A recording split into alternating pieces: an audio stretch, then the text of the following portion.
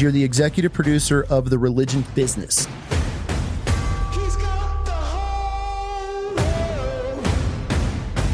You're hating on the church. Well, first of all, what is a church? They have an estimated net assets of $265 billion. People need to know how that money's being spent. How does one know they're not getting duped by their pastor? I can completely manipulate you. You don't have to tell anybody anything. What can go wrong?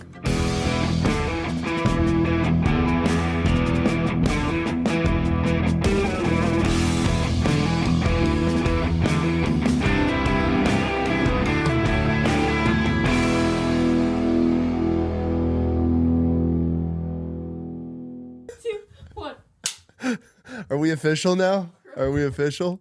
This week on the Wild Chaos Podcast. He's got the whole world. From an investigator standpoint, you're looking at what drives this machine. And what drives a machine so often is tithes. Tithing is a test. He gave his son, and you want to argue about 10%. We've got about 1.8 million nonprofits registered with the IRS today. Over $4 trillion in assets.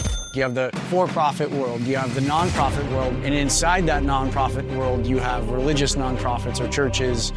How do you stop people from taking the money out of the organization to the people who are controlling it? Greetings, Father. I've come to request an indulgence for my mother. Within the church, is tithing voluntary or is it compulsory? Does a 990 tell you how much equipment they have? They have $111 million worth of aircraft. We do not want this church or any other church destroyed or intimidated by the government. Yo, buddy. Got a text message from a mega church pastor out of Minnesota. Mac would be interested in sitting down with us and having a conversation. That's huge. We'll drop everything and fly up to him. An informant brought revival capital of the world to our attention. They have an estimated net assets of $265 billion. I have a question for you, actually. No, we're not going to answer the question. No, my question is... No, you answer our question. Where is Wisdom Heights? See, I need to go. Whoa, did you just flash your gun? Hey, Lauren. We might be having a rescue. She needs safety for the daughter. The daughter is not safe. So people are donating, and it's going to silence a rapist. Did he have HIV? I'm pushing away. I mean, I'm trying to hold on to my dress. He told me not to tell anyone, especially my husband.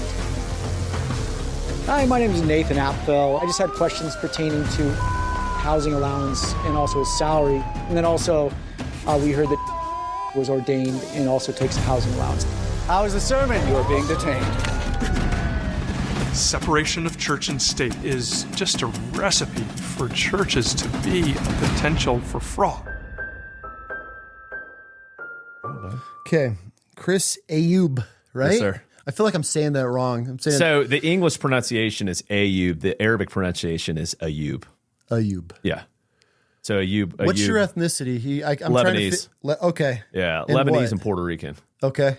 Well, yeah, I don't really look like either, but yeah. Yeah, I was trying to figure it out. So especially with a last name like that, I could usually put people geographically off of. My mom's ancestors come from Spain, so Puerto Rico, you're either African American, Native American, Spanish mainly, or a mix of the three. So it's predominantly Spanish, and then on my dad's side, his ancestors come from Turkey, Armenia, old Mesopotamia. When did your parents migrate here? They did.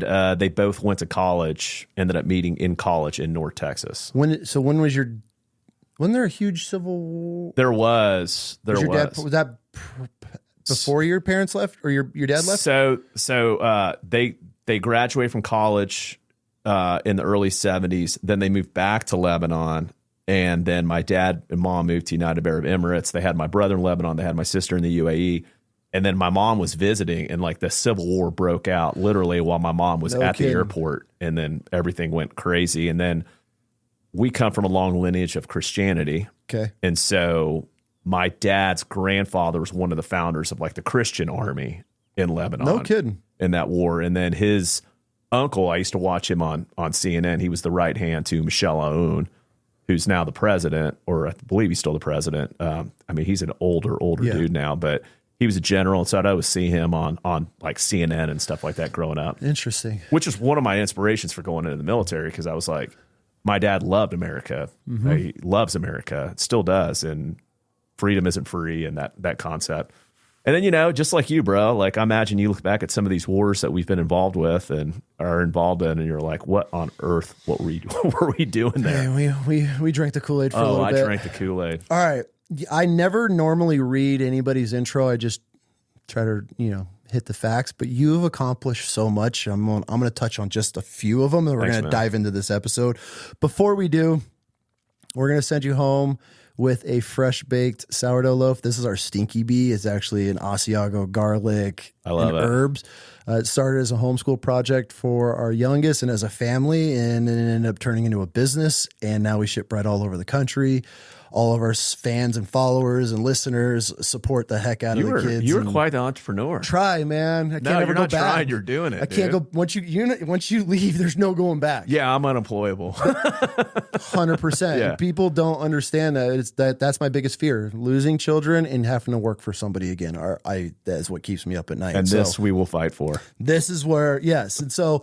As a podcast, I'm like, man, why not plug my own kid's business and people can support, which they do, which is incredible. So the Sour Bee, then I'm going to send you home with some swag. I got you a Wild Chaos tee and a hat. And then this is he's a Navy vet, something we like to do different on the podcast, no matter how big we get. Yeah. I allow veteran and law enforcement, small businesses, and first responders to send us anything to be able to give to guests. So Chris is a local Navy vet. He went into, tried to be buds, ended up on the last phase of land nav, ended up getting really injured and dropped from the course. Now he has started Linear, which is an incredible lifestyle brand as far as fitness apparel, high-end, really high quality fitness. Good for him. Some of those things wreck people when they don't make their dream. Yeah, they spiral. They guys spiral have been down in fast. it their whole life, and that's what they've looked forward to is from children moving on. So yeah, we try to do something special for law enforcement, first responders, military, everybody, to give them a little bit of love back as we grow. I want to help others grow. So Chris, all right, I'm gonna just attempt to read some of your highlights of what you have accomplished. So first and foremost, you're a father. I am, and you were all in. Incredible Christian man of faith, which is I am all about as this podcast grows and we start getting going. Almost every one of our conversations somehow find its way back to God, to Christ, to religion, to faith, and how people have been in and out of it. So I want to highlight that because we're going to be talking a lot about that. So you were a graduate of the U.S. Air Force Academy. You were named Air Force Cadet of the Year, which is pretty incredible for people listening because that's a recognition from the Pentagon. Yes. You served as an officer in both the U.S. Air Force and Army. You deployed in Operation Iraqi Freedom. You've completed 64 combat missions. You were awarded Company Grad Officer of the Year, which is pretty awesome. I mean, especially as an officer to be able to stand out. I'm an enlisted, so I have a different perspective. And I taught officers for a while, so we were a little more political. Yeah, very, very, and it rubbed off sometimes. You were ranked the #1 peer rating at Special Operations Civil Affairs selection. So you've accomplished quite a bit of things on the military side, and then you end up transitioning out, which you led a real estate startup to one of the first fully digital property closing companies in the U.S. I don't know if I said that right. Yeah. And so you've completed 20 mergers and acquisitions, so bringing a lot of companies together, which is a hell of an accomplishment. You are the co-founder of Broken Shepherd, which focuses on accountability in religious infrastructure, which is what we want to talk on today. And one of the most important things is what brought us here is you're the executive producer of The Religion Business. Yes. Which is blowing up. You guys are about to drop season 2 here in a couple of months, which is shifting gears toward kids. But this first season, it's a mini docu-series where you and your partner are now uncovering the business side of religion. And that's what caught my attention because as a baby Christian, a huge following, a huge amount of my followers and listeners are also in this uprising of young Christians, at least people that are God conscious. Yeah. And we have questions, we have doubts, we see things for differently than probably the boomer generation that believed everything that they were told. So now people are asking questions, and then here you guys come along. So before we dive into that, I just want to make it very clear. We're both Christians. Yes. This isn't an attack at church or churches. Correct. Because like we spoke about beforehand, my daughter is a huge role model in her church, and for youth, I'm a huge advocate in people going to church. But who I am, I have questions and I look at things differently. We went to, what was that concert we went to, the worship concert? Do you remember, kiddo? Elevation Worship. Yeah, very familiar with them. Good. I'm the type of Christian, sometimes I don't connect with a pastor, but I always connect with worship. That's how I connect. I can drive through the mountains, put on my worship, and I just, all comes out. We go to this concert and this guy comes out and my wife's looking and she goes, that's a Cartier bracelet. That's a Cartier necklace. He also had some others, and we start looking this stuff up, and this dude's wearing $5-6 grand worth of jewelry on the stage. And in the middle of this worship, he stops the whole entire thing and goes in like this 30-minute ad for people to start donating, and it just killed it for me. I was like, I'm out. This is it. So these are the types of things I want to cover. So Chris, we got a lot to talk about. Let's go. I'm really excited for this. Like we start every episode, who are you? Where are you from? So Chris Ayub, born and raised in Dallas, Texas. I'm a father of 4. That's my number one ministry. Are my kids, follower of Christ, military veteran. I growing up understood like the concept of freedom isn't free. My dad is from Lebanon. I was sharing that with you, and they were in a civil war, like a religious war when I was growing up. And my godfather married how he became part of the family was he married my dad's aunt on the Lebanese side while he was on a mission in Lebanon. Okay. And so they became my godparents, and I was going to all the military installations with him, and he was a very unique man. World War II, Korean War, and Vietnam War veteran. Oh, wow. Purple Heart, just a stud.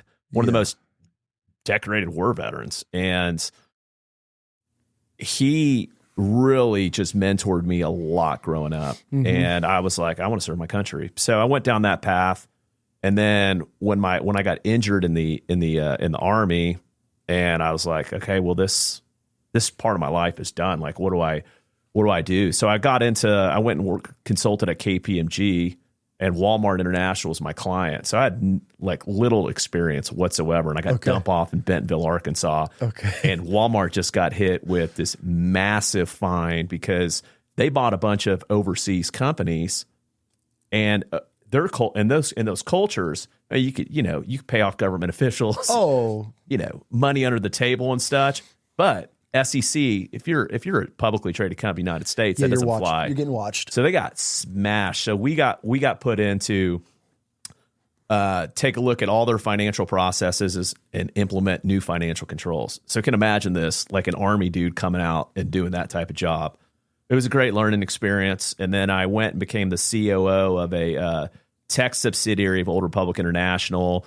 And we were digitizing. When you look back at this point in time, this is 2013-ish, 2014-ish, where we're about 5 or 6 years removed from the great housing market crash, right? Okay. Yeah. So it's like, hey, consumers need to know what they're signing up for and all that kind of stuff. Well, handing them 5,000 sheets of paper isn't helping. So we need to digitize this and make things clear. So the Consumer Financial Protection Bureau wanted to launch a digital closing pilot, and they were pushing to go that way and to get disclosures that way and for you to really know. So we were able to, in order to qualify, you had to have completed a digital closing before. So it was, a race to the finish line, if you will, to make sure we got that. So we got one of the first digital closings, got linked up with the Consumer Financial Protection Bureau, and that company's off doing great things.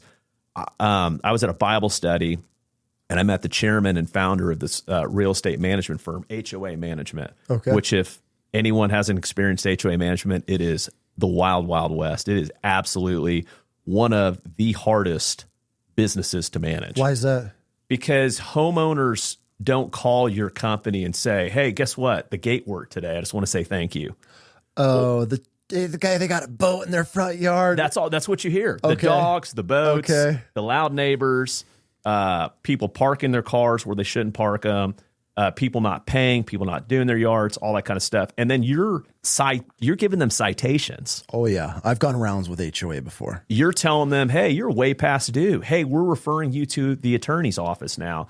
So it's not like there is some like, hey, yard of the month type stuff, right? But a lot of the dialogue is just not kind. And then a lot of HOAs, they hire you and the fees are low. Like HOA management companies, the biggest loss leader is the HOA management fee.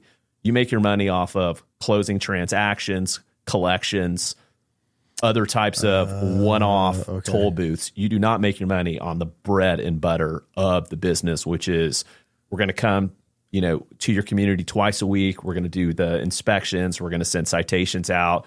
We're going to be receiving your phone calls, receiving the money for you, paying your bills, giving you financial reports. It's very accounting intensive. For sure.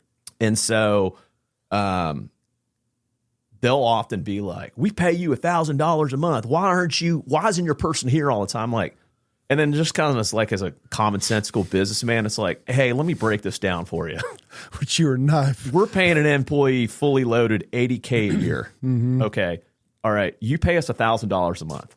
Just the numbers don't work out. Like we have to stay in business. Yeah. You're a nonprofit. We're a for-profit. Like, so real challenging, but we did a lot of mergers and acquisitions and led that company to a merger with a PE firm and then had an opportunity from there. I got a little bit of a windfall, and that's where I said the same thing you said. Like, I'm done working for boards. I'm done working for people. I'm going to put money where God's telling me to put money. And this is at a point in my life where like I had just, I'd gone through a divorce with my kid's mom. I'm like, am I really walking with Christ? I think I'm living two different lives. Okay. And it was just this big wrestle and realization. And then you see your kids suffering. I have 4. Yeah. And I, at the time, single father, traveling 200 days a year, being the president of a company, doing major big deals, and 200 days a year, and I didn't have a nanny or anything. Was it worth it? Which part? Running and gunning 200 days a year on the road, building multi-million-dollar businesses. When you look back on it now, was that worth it? Yeah. Okay. Why is that? The reason why it's worth it is because now it has put me, it like God takes everything and turns it into something beautiful. Absolutely. So I had this realization that my kids need me. Okay. So I can't be traveling 200 days a year working for a board and such. My kids need me. 2, it gave me the financial freedom to be able to pour into my children. I don't miss any of their events. Yep. I'm always there for them. We spend a lot of time together. And if it wasn't for that and the realizations, it's like my kids went through a lot through that divorce. And with me being traveling and work, I was being my top priority, that like now them seeing the changes within me, they know those changes came from me following Christ. So you got out at the right moment. The reason I asked if it was worth it, because I got out at the right moment. Yeah. You got to exit because I feel the normal human mind. Okay, we're acquiring businesses, we're growing. I'm crushing, babe. I'm crushing. I can't step out now. And then before you know it, your kids are graduating, and then that's when the regret sets in. 100%. Or I sacrificed it all for you guys. And that's what I wanted to see, because you got the beginning stages, and then you exited at the right time to be able to build that, and then now spend that time with your kids. So that was why I wanted to see how your mind is on. Yeah. And the thing is, I've never been like, I'm actually kind of like, I've never been asked that question as many conversations I have. So I appreciate you asking that, because it really helps me process and go, yeah, like good. Absolutely. Then, I was looking at going into, mental health. I had struggled with my own stuff. And you're looking at going and getting mental health taken care of yourself, or as far as business wise? Business wise. Okay. So I had a contract on land in Utah and was going to build an adult transition facility in affiliation with Southern Utah University. Okay. This concept of they had this failure to launch where people just weren't growing up and they just wanted to stay home and play video games, and they were trying to figure that part out. And I was like, I'm all about that. And then there was this huge gap of parents that have just like, parents abdicate so many of their roles, which you get because you homeschool your kids. You're like, I'm done abdicating my roles out to every institution that's out there. So parents will often be like, my kids are doing drugs. My kids are doing this. My kids aren't behaving and all that. And it's like, well, you might be the problem. Right. And so I really had to like have this realization, like, is this really what I want to go into? Do I want to go in there? Like, can you really help kids when their parents are still the problem? No. And the answer is you're enabling, and then you're making money off of that. And so that I just couldn't do that. And then I got introduced to this guy that he owned a software company in the HOA management space, and he was like, let's do business. We talked. I've been sober from alcohol for about 6 years. Good for you. Thanks, man. He literally was like a year behind me in that process. Okay. Right? Like he had quit and then all that. So we just had this bond. He was a follower of Christ as well too. And he goes, hey, I want to introduce you to a friend of mine. He's a 2-time Emmy award-winning filmmaker. And for about a decade, he's been doing research on this topic of religion business.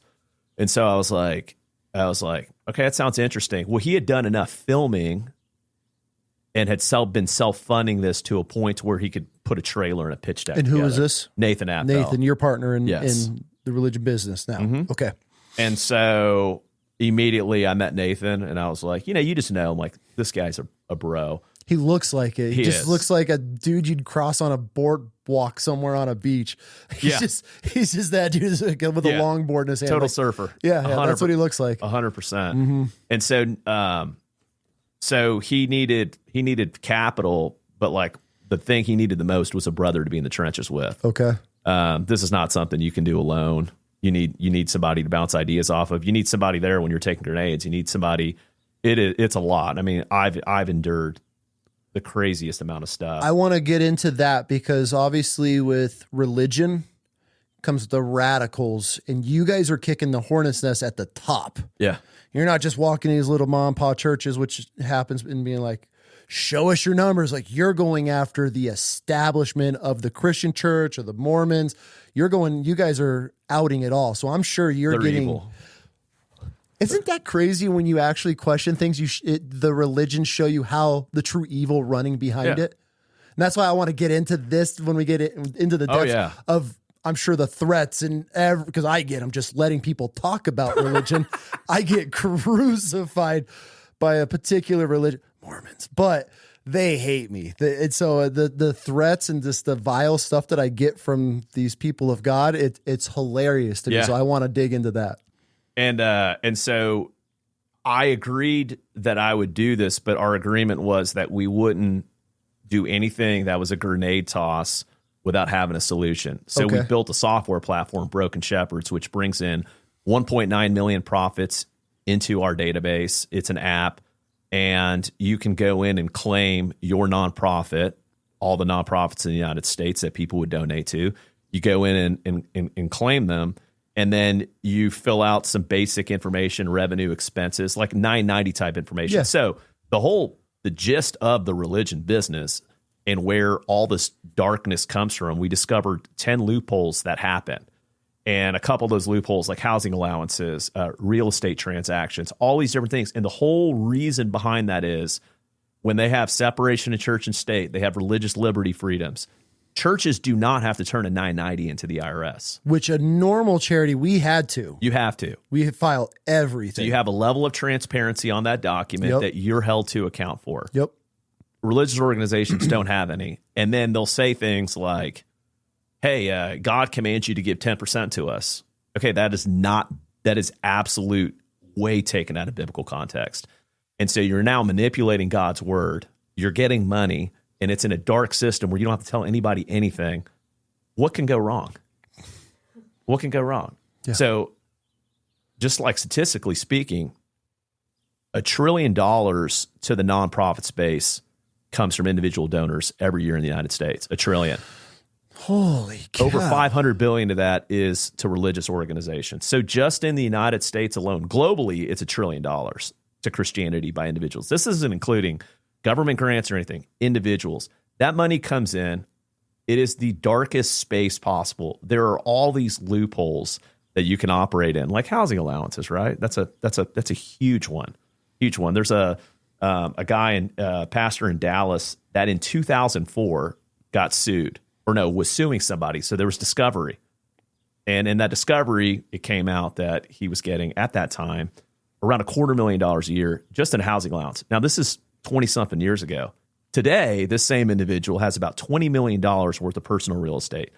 The religious organization, the religious entity that people are donating money to, they pay for the taxes on the house. They pay for down payments on that house. They pay for HOA. They pay for, you need a chef, you need a maid. They pay for all that, the donors. So my philosophy on all this is they're like, you're hating on the church. Well, first of all, what is a church? Is it the building? Is it the location? Or is it the body? Or is it us you and I are having church right now. Exactly. And so can we call it a business? It has revenue coming in, expenses going out. They have a hard time calling it a business. But you operate businesses with transparency because that's the only way you could ever be held accountable. And the definition of transparency is to be able to stand up to public scrutiny. So if your congregation is like, hey, you have $20 million of real estate, like from what we've heard. Make that make sense. Make that make sense. I don't have to tell you. That's not standing up to public scrutiny at all. That's just like, I'm going to hide behind the law. You know what's crazy about you saying this? Is when we had our charity, I ended up totaling my truck. I got completely crucified when I bought a new truck. I didn't even really buy a new truck. The insurance paid out my Tundra, and I actually got more money than when I bought it for and got a new truck.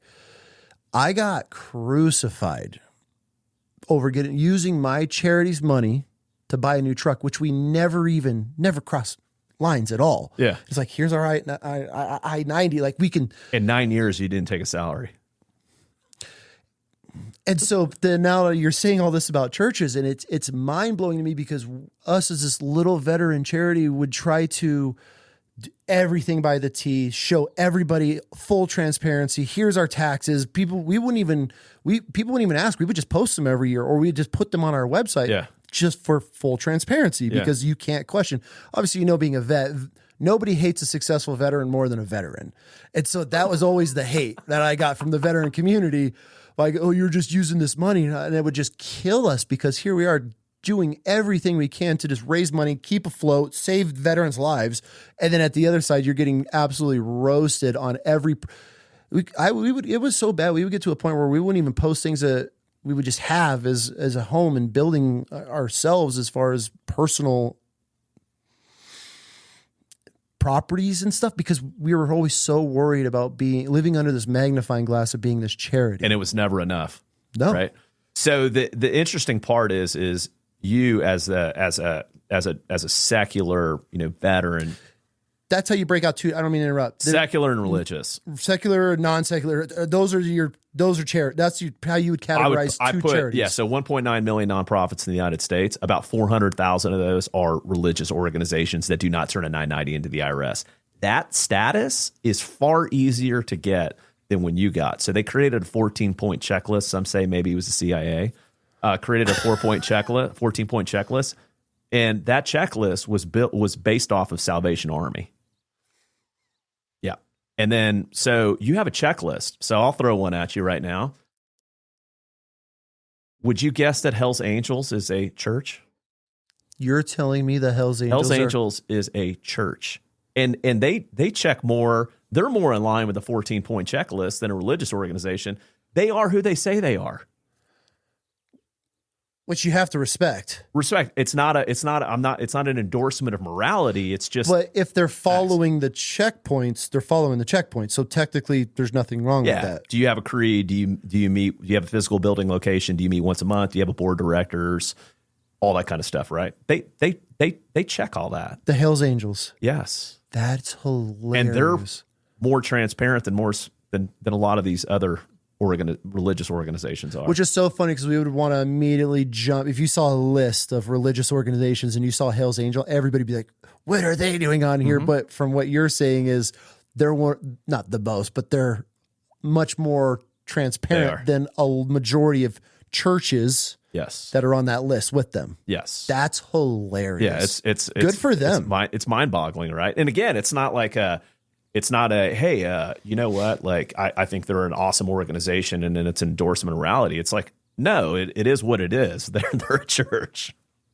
Like, they are. And well, I'll tell you what else is a church is the Church of Jesus Christ of Latter-day Saints investment arm. That's called Ensign Peak. They have a whole investment arm that branched off of the Mormon Church. Oh, yeah. And they have crazy amount of assets. So the entire Mormon Church, when you take a look at the Mormon Church and its temples and its assets, and then you go and look at their financial arm, Ensign Peak, today they are blowing through $300 billion in net assets. They have enough money to buy every team. If they liquidated, they could buy every team in the NBA twice and still have money left over. So you're telling me they could damn near end homelessness? Oh, 100%. They could end homelessness and then some. And they could, the foster care programs, all that type of stuff. They absolutely can. But they donate during their food drive during college basketball season. They do. How much did you say the Mormon Church was worth? $300 billion. 300 and I'll billion? tell you that number will be $1 trillion because they hit escape velocity. They're the best investors, man. They are phenomenal investors. And you know why? It's registered as a church. So they're not paying the same kind of taxes you and I pay. They have the best situation possible. They are brilliant businessmen. I mean, hats off to you. You're a great businessman, but like, are you really a church though? No. No, come on, man. You're an investment vehicle. I've asked this question. Why am I in the middle of nowhere, Wyoming, and I look on my Onyx maps and there's a plot, Latter-day Saint Church, like in the hundreds of miles from anything, and the LDS Church owns a plot of land right in the middle of where I'm at. How? They're one of the largest landowners in the United States. Several reasons. One is controlling food sources down the road. Other one is just think about all the AI and the data centers and how valuable land is. They're building communities. I believe it's near Orlando. They have got some plans to build like a city out there. But they are one of the largest private landowners in the United States. Make that make sense. They have a lot of money. Lots. Is it true that they hid the church? I want to say maybe the 90s. I could be. You'll know this. Where because the Mormon Church I don't know how to word the question. So the Mormon Church, and correct me if I'm wrong, in just trading stocks, has well over 100 million in just stocks. And don't they hide that through another for-profit business attached to the Mormon Church? How does that work? So Congress was able to get this bill passed where a lot of religious organizations were pushing it. It's called Conventions or Auxiliaries Associations of a Church. So the church is already pretty muddy, right? This concept of like, you're not paying taxes, you don't have to turn anything in. Then what's an auxiliary, a convention and all that? So they were able to get it listed as an auxiliary to the Church of Jesus Christ of Latter-day Saints. So therefore, they're good. Now, where they got in trouble is when they lied thousands of times to the SEC and got like a few $1 million fine. That would be like you getting a traffic ticket for doing some crazy, to lying to the government numerous times. Like that, make that make sense. None of this makes sense. But how are they able to get away with this? Just because of how it's worded? Because of how it's worded and their religious organization, and they operate within the sandbox that they're allowed to operate in. So how does our government not go, oh, okay, whoa. Here's the Mormon Church. No. Like this has gone too far. This is no longer a church. This is a soon to be trillion dollar business that are not paying taxes. How is this happening unless our government has their hand in it? That's the only thing that would make sense to me. So, I mean, the design of Christianity is meant to be an organism that can flow through systems. Okay. When you can put religious organizations in a box, you have a lot more control over them because you can take their tax exempt status away. So as long as as long as the politicians are getting along with that, and you see this very heavily, like in the last election, right? There's this thing called the Johnson Amendment, which is if you are endorsing a candidate from the pulpit or your additional or your official role in any way, shape, or form, you could lose your tax status. Period. Mm-hmm. Well, Turning Point USA has an organization called TPUSA Faith. Their job, literally, word for word from the guy that runs it, I had a conversation with them, would bring in all these pastors because that was the vote that they needed to win the election for their candidate, who at the time was Trump. And so Trump becomes president, and then within a couple months, the IRS, the Treasury Department, puts out a notice that says, hey, we won't come after you. So it's before there's big change in life, in societies, my business partner calls it the death rattle, and this is part of season 1, where politics will cling on to religion. Oh, for sure. And then they'll cram it down your throat. Mm-hmm. And you're seeing it now with the Zionist movement. Mm-hmm.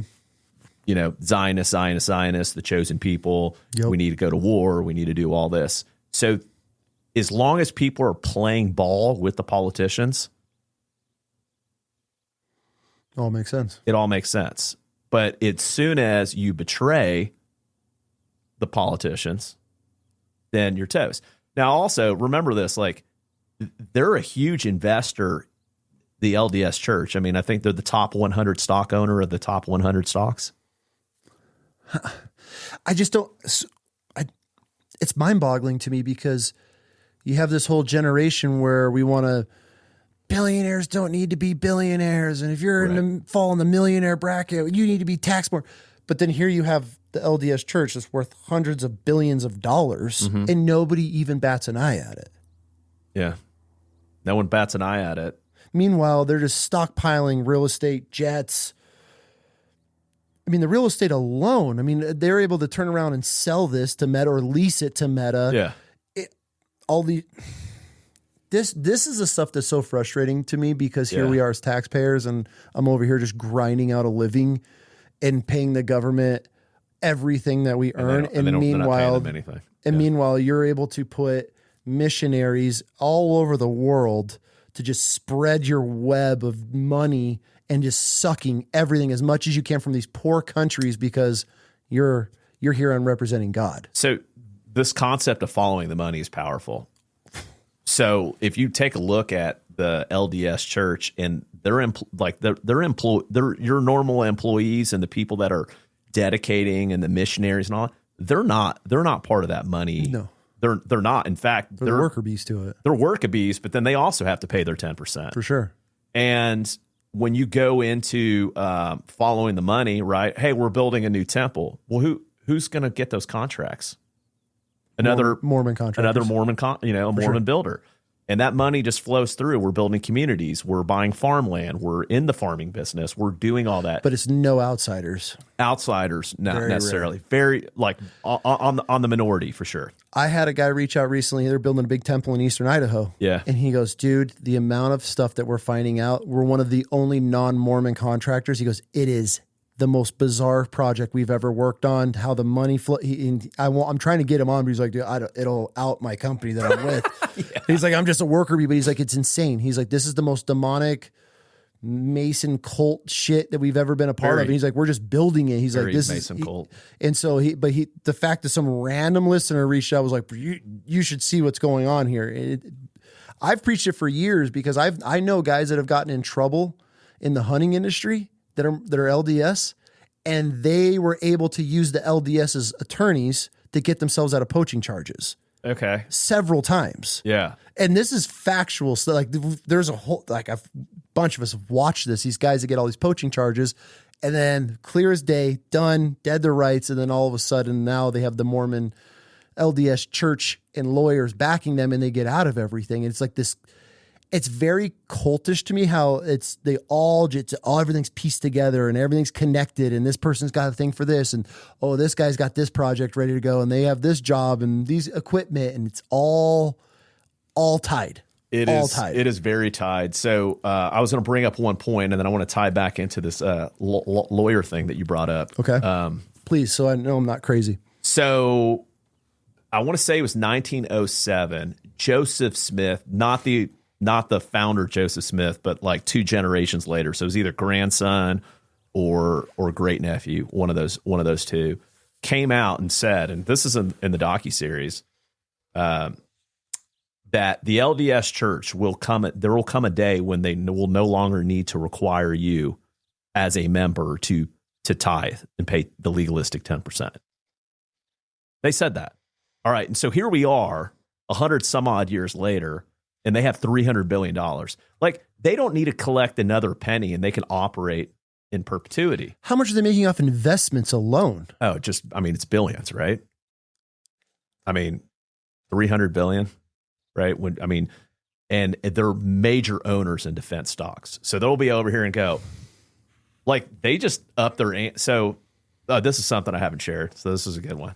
Yeah, so, and by all means, take a look at it. Cause since they are buying publicly traded companies, they do file forms, SEC forms. So you're able to see the stocks that are publicly traded that they're acquiring by the LDS church. Mm-hmm. So like Trump calls a meeting with Hegseth and the defense industrial complex, brings in like CEOs of all these different companies, like 3 months before we struck Iran. Hey, we need you guys to build. Well, in that window of that 3-month period, and again, I don't know, I can't concretely say, oh yeah, someone went and told the LDS church, but like they went and like ramped up, like I believe it was Northrop Grumman specifically, ramped that one up. They own a ton of defense stocks. And then you even watch like when the vaccine was out, when the vaccine came out, right? There was only Pfizer and maybe Moderna. One other company had vaccines. So they went out and they were pushing everyone to get the vaccine. They were pushing it amongst their membership. They weren't given religious exemptions, despite that there was studies and proof that like, hey, from like 1970s, like abortions, like there was some testing done with that, right? So you would think that if somebody says, hey, I don't want a part of that, I want a religious exemption, they weren't giving people religious exemptions on it. And you should see, and I have a post on this on the Religion Business Instagram page, throughout that 2-year period of COVID, just how they kept investing in Pfizer. Boom, boom, boom. They're smart businessmen, but that's what they're doing, right? They're phenomenal businessmen. They ride the waves, whether it's war. They'll come out and say they don't agree with war, but if you don't agree with the war, then why are you continuously buying that's not investing a religion. In the weapon systems? It's 100% of business. There's no religion. There's no God. There's nothing tied to that. It's 100% of business. Yeah, lying to people to believe into them, preying off of the innocence, the ignorant, whatever, the emotions, the tithe. But meanwhile, they're at the top just laughing their asses off. Can I ask you kind of an off-topic 100% question, since you're buried into religion? And this is just from me. Don't come at me. This is just a question. I personally feel the Jewish religion and Mormon are there's really no difference to me except for names of how it's structured, the corruption, how they're tied into everything. They have their hands in everything. And there a difference? And they love Solomon. We won't even get into the kid shit. That'll be season 2. Why is there so many similarities between Judaism and Mormonism? There's no, if you took away the titles and laid out their beliefs and how the church is structured, Why is there no difference? So the first thing they'd say is Mormons are followers of Christ, right? Yes. So if, like, taking all that aside, I mean, if you think about the concept of kingdom building and the desires of like this, like Solomon is a very interesting character in the Bible, right? Mm-hmm. I mean, he asked God for wisdom. He got it. He had 700 wives, 300 concubines. He had all the money in the world, could get anybody he wanted, and had all that power. That's a very attractive thing for the flesh. Absolutely. And so, and then but what they leave out is that he was turning his back on God the entire time. 100%. Now, when you get into Ecclesiastes and you read a lot of his wisdom stories, you can see that he's obviously talking about some of his own faults in there and trying to share that wisdom with people. But I just think that it is organizations and groups of people who have that desire to want to be like Solomon, and it's idolatry. That's what it is. Is it just a natural occurrence or evolution of just who we are as humans to be put in a position of a church, and then everything's going, and then all of a sudden maybe you could bring in more members by expanding this, and then before you know it, we need to build a whole separate department on, and then now we need to add children's ministry, then we're going to add teen nights. And you hit the nail on the head. Is that that's the only thing that trying to kind of makes sense for me, is how all of these churches eventually end up in this spot. But how do from your guys' research, how do we get here? How do we get to hundreds of millions of dollars, trillions and billions of dollars being, I don't want to say embezzled, but moved around, invested in, and all this 6 stuff. cents off every dollar actually ever leaves the institutional walls for outside impact. Hold on, say that again. 6 cents out of every dollar leaves the institutional walls for global impact. What institutional walls? All? The institutional walls of the religious organizations. Meaning, like, hey, we're gonna be, the money's gonna leave our institution, and we're gonna be helping other people outside of these walls. And that's just institutions in general. That's not categorized like that's religious. Just religious. So you're saying 6 cents out of a dollar, if I donate to a religious church, is making it outside of the walls to make an impact in community, building wells, whatever it may be. And also 6%, a little north of 6%, is stolen internally by church staff. 25% goes to buildings. 44% goes to salaries and overhead. So when you just look at that business and you go, hey, how do we get here? Well, what you described is called the religious economic theory. So you start off with good intentions, right? You and I start churches off. You're 2 years ahead of me. You're down the road. And I look at your business, your church, it's a business, this organization, and I see that you've got a charming pastor and you have coffee and you have great sound, right? And that's gotten you some people in. Well, I'm like, dude, if I'm going to compete with BAM, then guess what? I now need to have like a coffee bar, and I need to have a better childcare system. So then what do I have to do that? I have to go raise money. And how do I raise money? Well, I'm going to take some stuff from Scripture, and then I'm going to do that. I'm going to look at what other pastors have done. They'll come up with this tithing concept.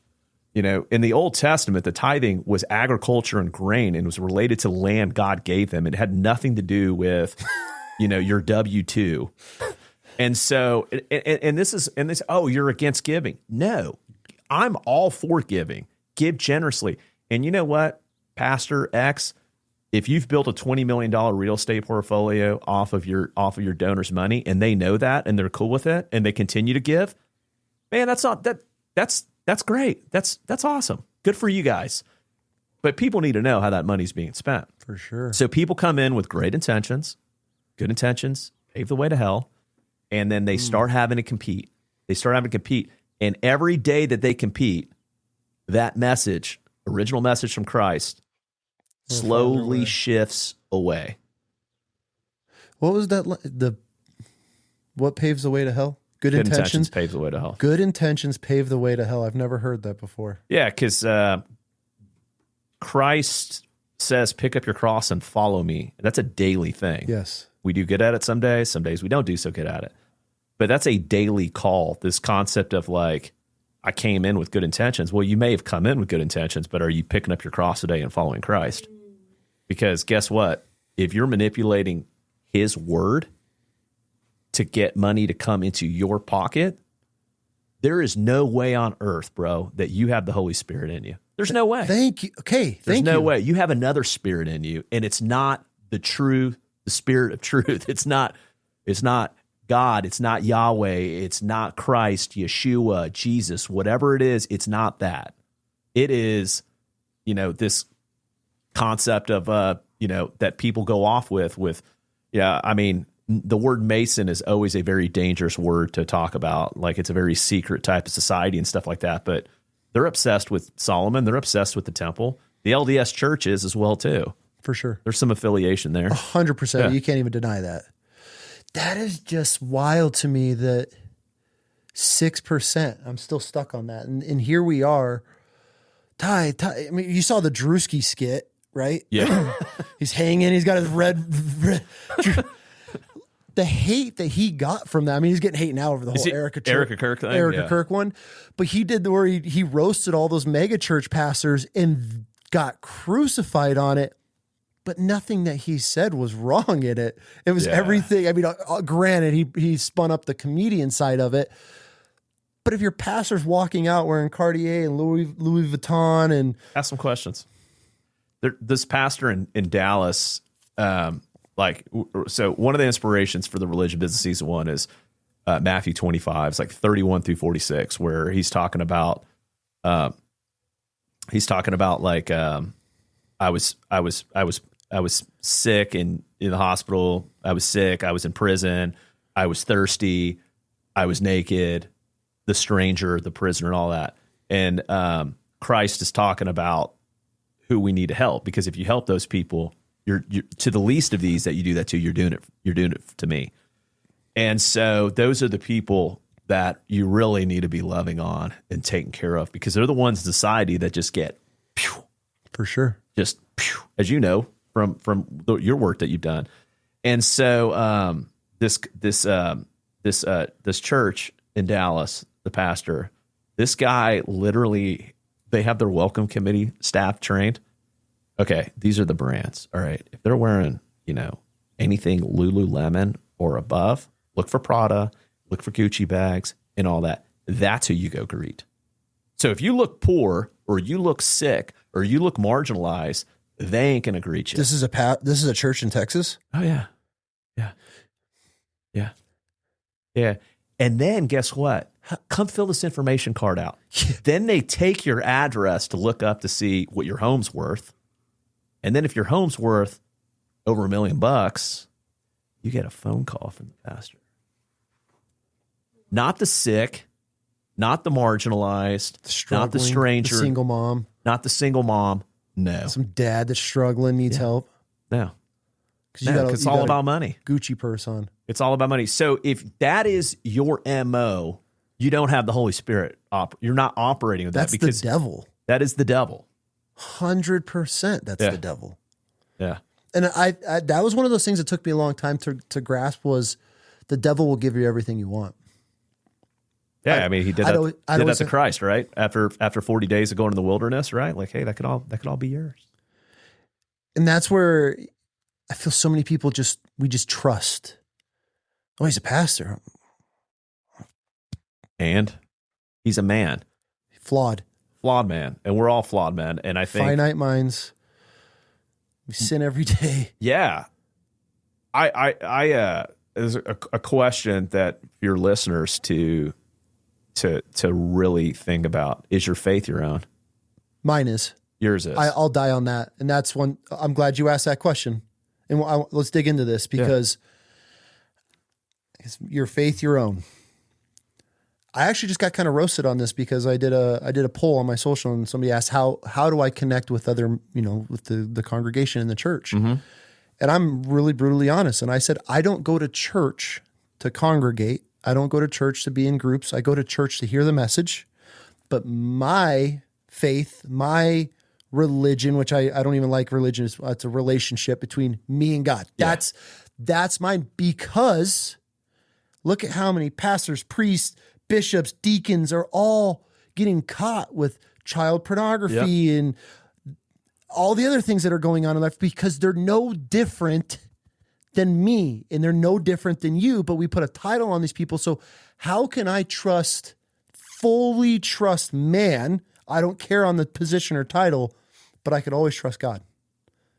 That's where I feel I don't agree with a lot of Christians, because I feel that their faith is based off of what they're told at church. And that's been a big thing for my wife. It's between you and God. It's your journey, journey. You need to feel it. Can I listen to a pastor, and I've talked about it on the show every time we go to ours. I swear to God, they got a spotlight and they ping and they zoom it right in like this.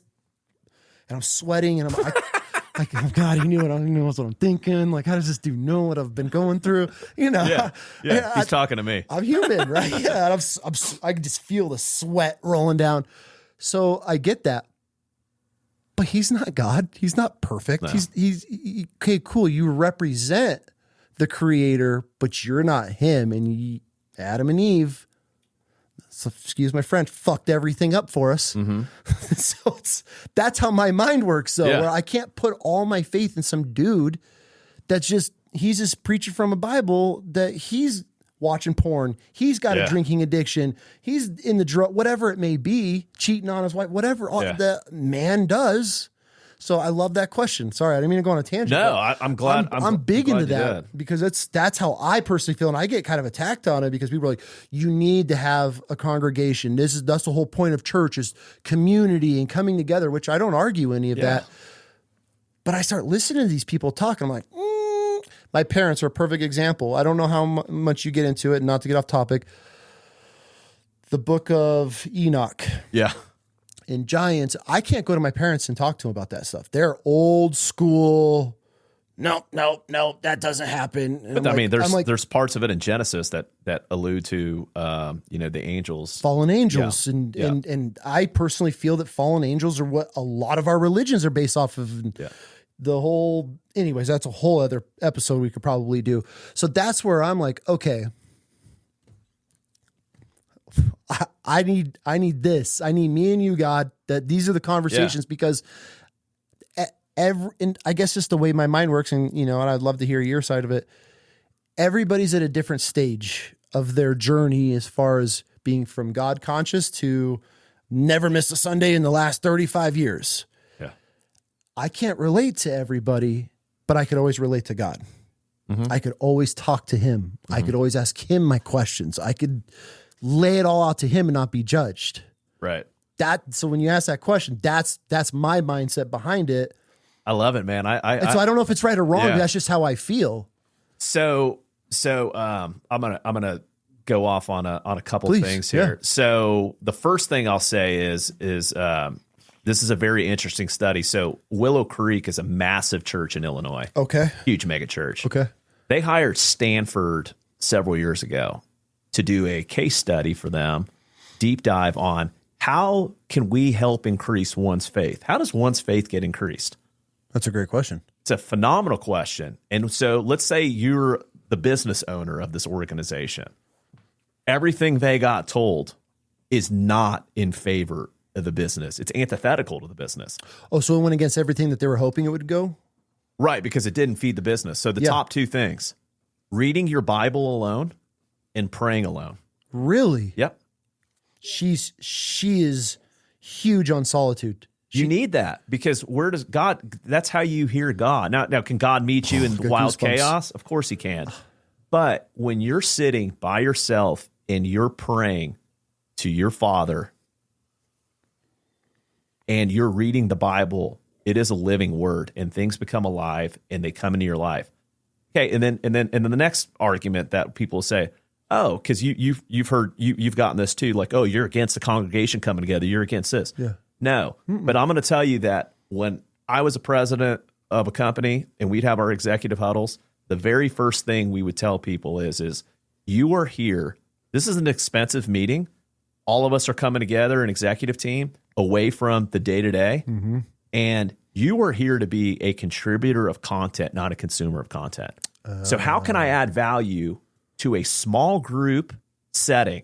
How can I add any value to your listeners or you or your daughter at all if I'm not talking to God and knowing what the Holy Spirit's telling me and I'm having that discernment and I don't know his word?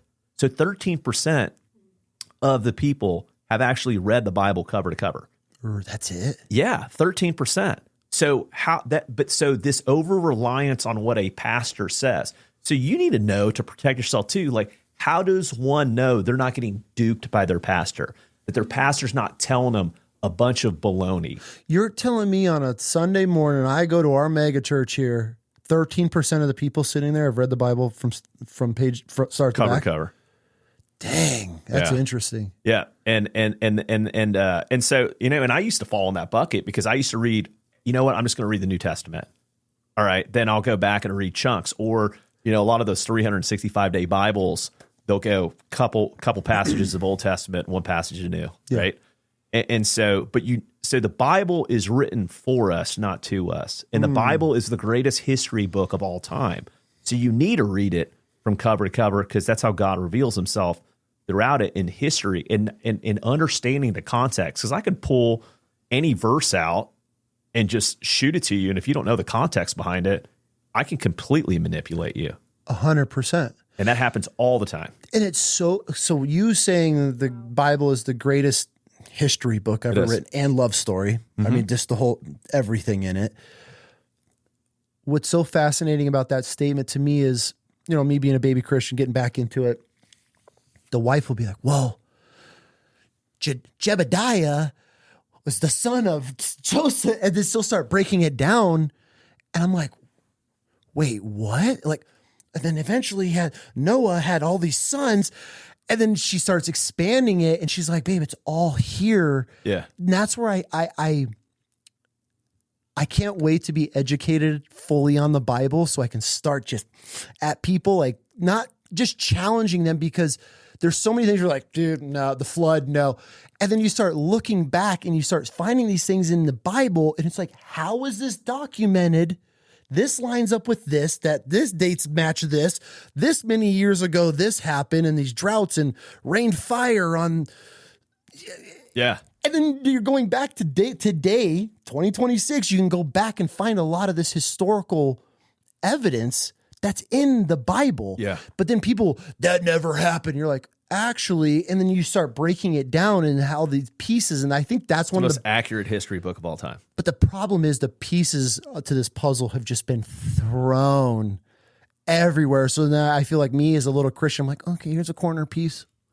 All right, well, I'm going to go draw my journey. And, oh, here's this random color. I don't know where that's going to go. We're going to put it right here. Like, that's me in the Bible. That's the only way I could describe it, is this 1,000-piece puzzle that has been thrown to the winds. And now I'm spending my whole life walking around aimlessly, picking up chapters and scriptures and putting them on this thing. So maybe one day I'll have this complete Bible, puzzle put together. But that's where it's just this crazy journey. And then all of a sudden you'll find this bit of information out and you're like, oh my God, that makes sense.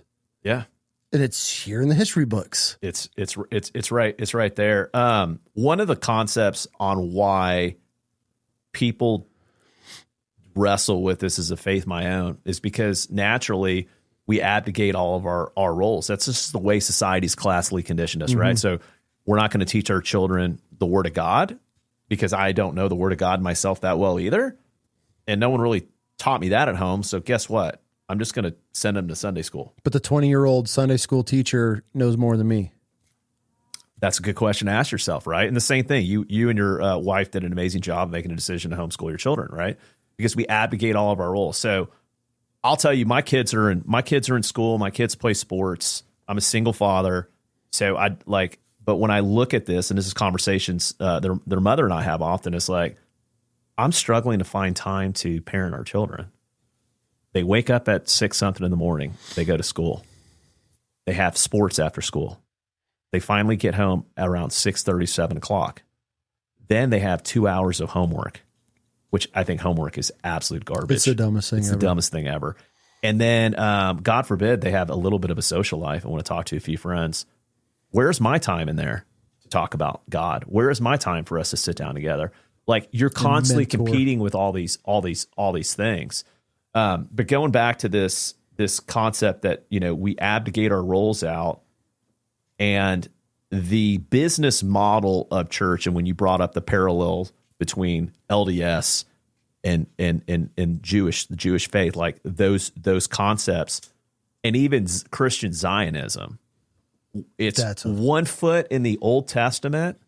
So like, the Bible is written and things get fulfilled. It doesn't mean it's not true. It doesn't mean it didn't happen. It didn't mean that it wasn't a law, but Christ fulfilled that.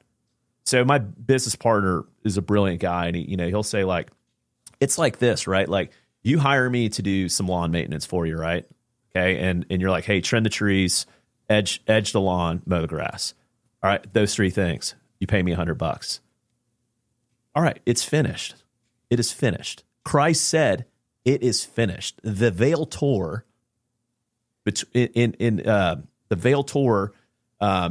When you look at like the tabernacle, it was broken up into 3 things, right? So in the temple, the veil tore, which was the entry into the holies of holies, which a high priest would go in once a year for the forgiveness of sins, right? It is finished. We no longer have to go through man. We no longer have to go through an institution. We have a relationship with the Father through the way, the truth, and the life, the only way to the Father, which is Christ. It's been fulfilled. So this concept of, I would keep showing back up at your house and going, hey man, like, I need to do this and that, but you're not going to pay me for it. But like, I keep coming back to achieve the same tasks and do the same things that were already fulfilled. Mm-hmm. Why would I continue to do that? Well, it's a hell of a business model, right? You need man. Yep. I've heard a pastor say, we're kind of like, there's different priesthoods. So there's the Levitical, Aaronic type priesthood, which was all based on the tabernacle. The cross, that was it was a foreshadow of what was to come, which was the cross. If you lay a cross like on the tabernacle, it's a very like eye-opening thing. I haven't seen that. And Christ fulfilled all of that. We no longer need to do the sacrificing. We no longer need to do any of those things because Christ fulfilled it. So it's a slap in the face to our Messiah that we keep like wanting to like go do these Old Testament things when he fulfilled it. So like, you're either a follower of Christ or you got 1 foot here and 1 foot here because it's very convenient to your business model and your political agenda. And that's where we're at right now in society, and it's messed up. This is a fascinating one. Yeah. There's so many layers to it. Tons. And there's so much just, it's sad for me, right? Because I'm in this new journey and I just want to believe and I want to feel, and I don't have any doubt in my mind. I would die on that hill that God sent his son down, walked this earth, died for our sins. No doubt in my mind. The first episode in next season that's dropping this summer is called Operation Millstone. Concept in the Bible where tie it around your neck. It's a better option. Yeah, don't mess with the kids, right? If anyone messes with the children, you're better off with a millstone around your neck. And so our children are being abused left and right. Our children are so vulnerable out there in this world. And Internet Crimes Against Children's Task Force, which is the law enforcement agency in the United States that monitors all the stuff that's on the internet, all the exploitation, all the stuff that's going on in the chat rooms, all the child sex abuse materials that's floating around. The heat maps on these things are out of control. The amount of child pornography that's being distributed and downloaded daily is astronomical, to the point that in Orange County, they have a 0.1% response rate on leads that come in at the ICACs. There's so much, but yet this organization across the United States, I think there's like 61 offices, 61 chapters, departments of it. They get funded under $40 million a year, but yet we give $75 billion to overseas countries. Wait. $40 million gets allocated to help protect children online. Correct. From our government to these organizations that are helping fight this. 40 million. Yeah. And we're giving billions. 75 billion just this past year overseas to foreign countries. Do you truly feel our churches and government give a absolute shit about our children? The evidence overwhelmingly says they do not. Because you have the funds. Because you have the funds. Why? This is one of those things where I'm going to make it make sense. If I'm some pastor of some mega church and I got 80 million in the bank account, which probably is not a big number for these mega churches, as a Christian, as a father, as a man with integrity, why are we not helping fund these resources or helping build new resources to help our children that nobody else is doing? But instead, the LDS Church has hundreds of billions of dollars, trading hundreds of millions of dollars on the stocks every day. And are at the snap of a finger, we could have every resource built. You have to have the Holy Spirit, I believe, because the body of Christ, you're not going to rise up without it. So the Holy Spirit is going to help me start slapping some of these people because it's just insane to me. This is where I'm so torn of trying to get into these groups and just being real. We're just raw chaos, bro. We're doing real conversation. This is why I can't connect with most Christians because they can't fight. They're not going to, not in a physical way, but you're going to sit here and just go through the motions and read your hymns and go to your Bible and then you leave. Nobody's doing anything. And that's why I open up my platform. It's the least I could do to let people talk about these problems, to educate people along with some other things we're doing on the side. But it's like, you got these churches and you have resources, and I'm not trying to sound like an asshole here. I would rather my church be helping kids in our community that are starving, being abused, being trafficked, being used as content on the internet. Yeah. Than building a well in Africa that's 6 cents out of $1 is going to go and help support. So a lot of these organizations, am I wrong?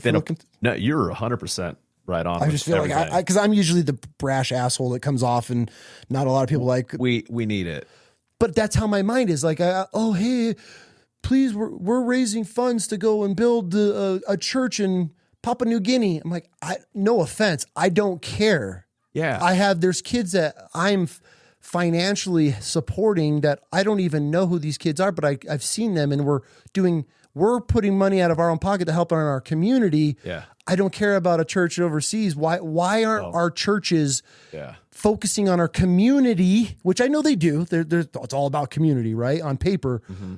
Correct me if I'm wrong, the United States is one of the largest consumers and producers of child pornography. The largest, yeah. If my church was like, hey guys, we're going to be done building wells in Papua New Guinea for the next 3 years, and we're going to be tithing, and all of this is going to help the internet problem and help educate parents, help educate children, and help build task force to go after it, I'd be like, sign me up. Let's go.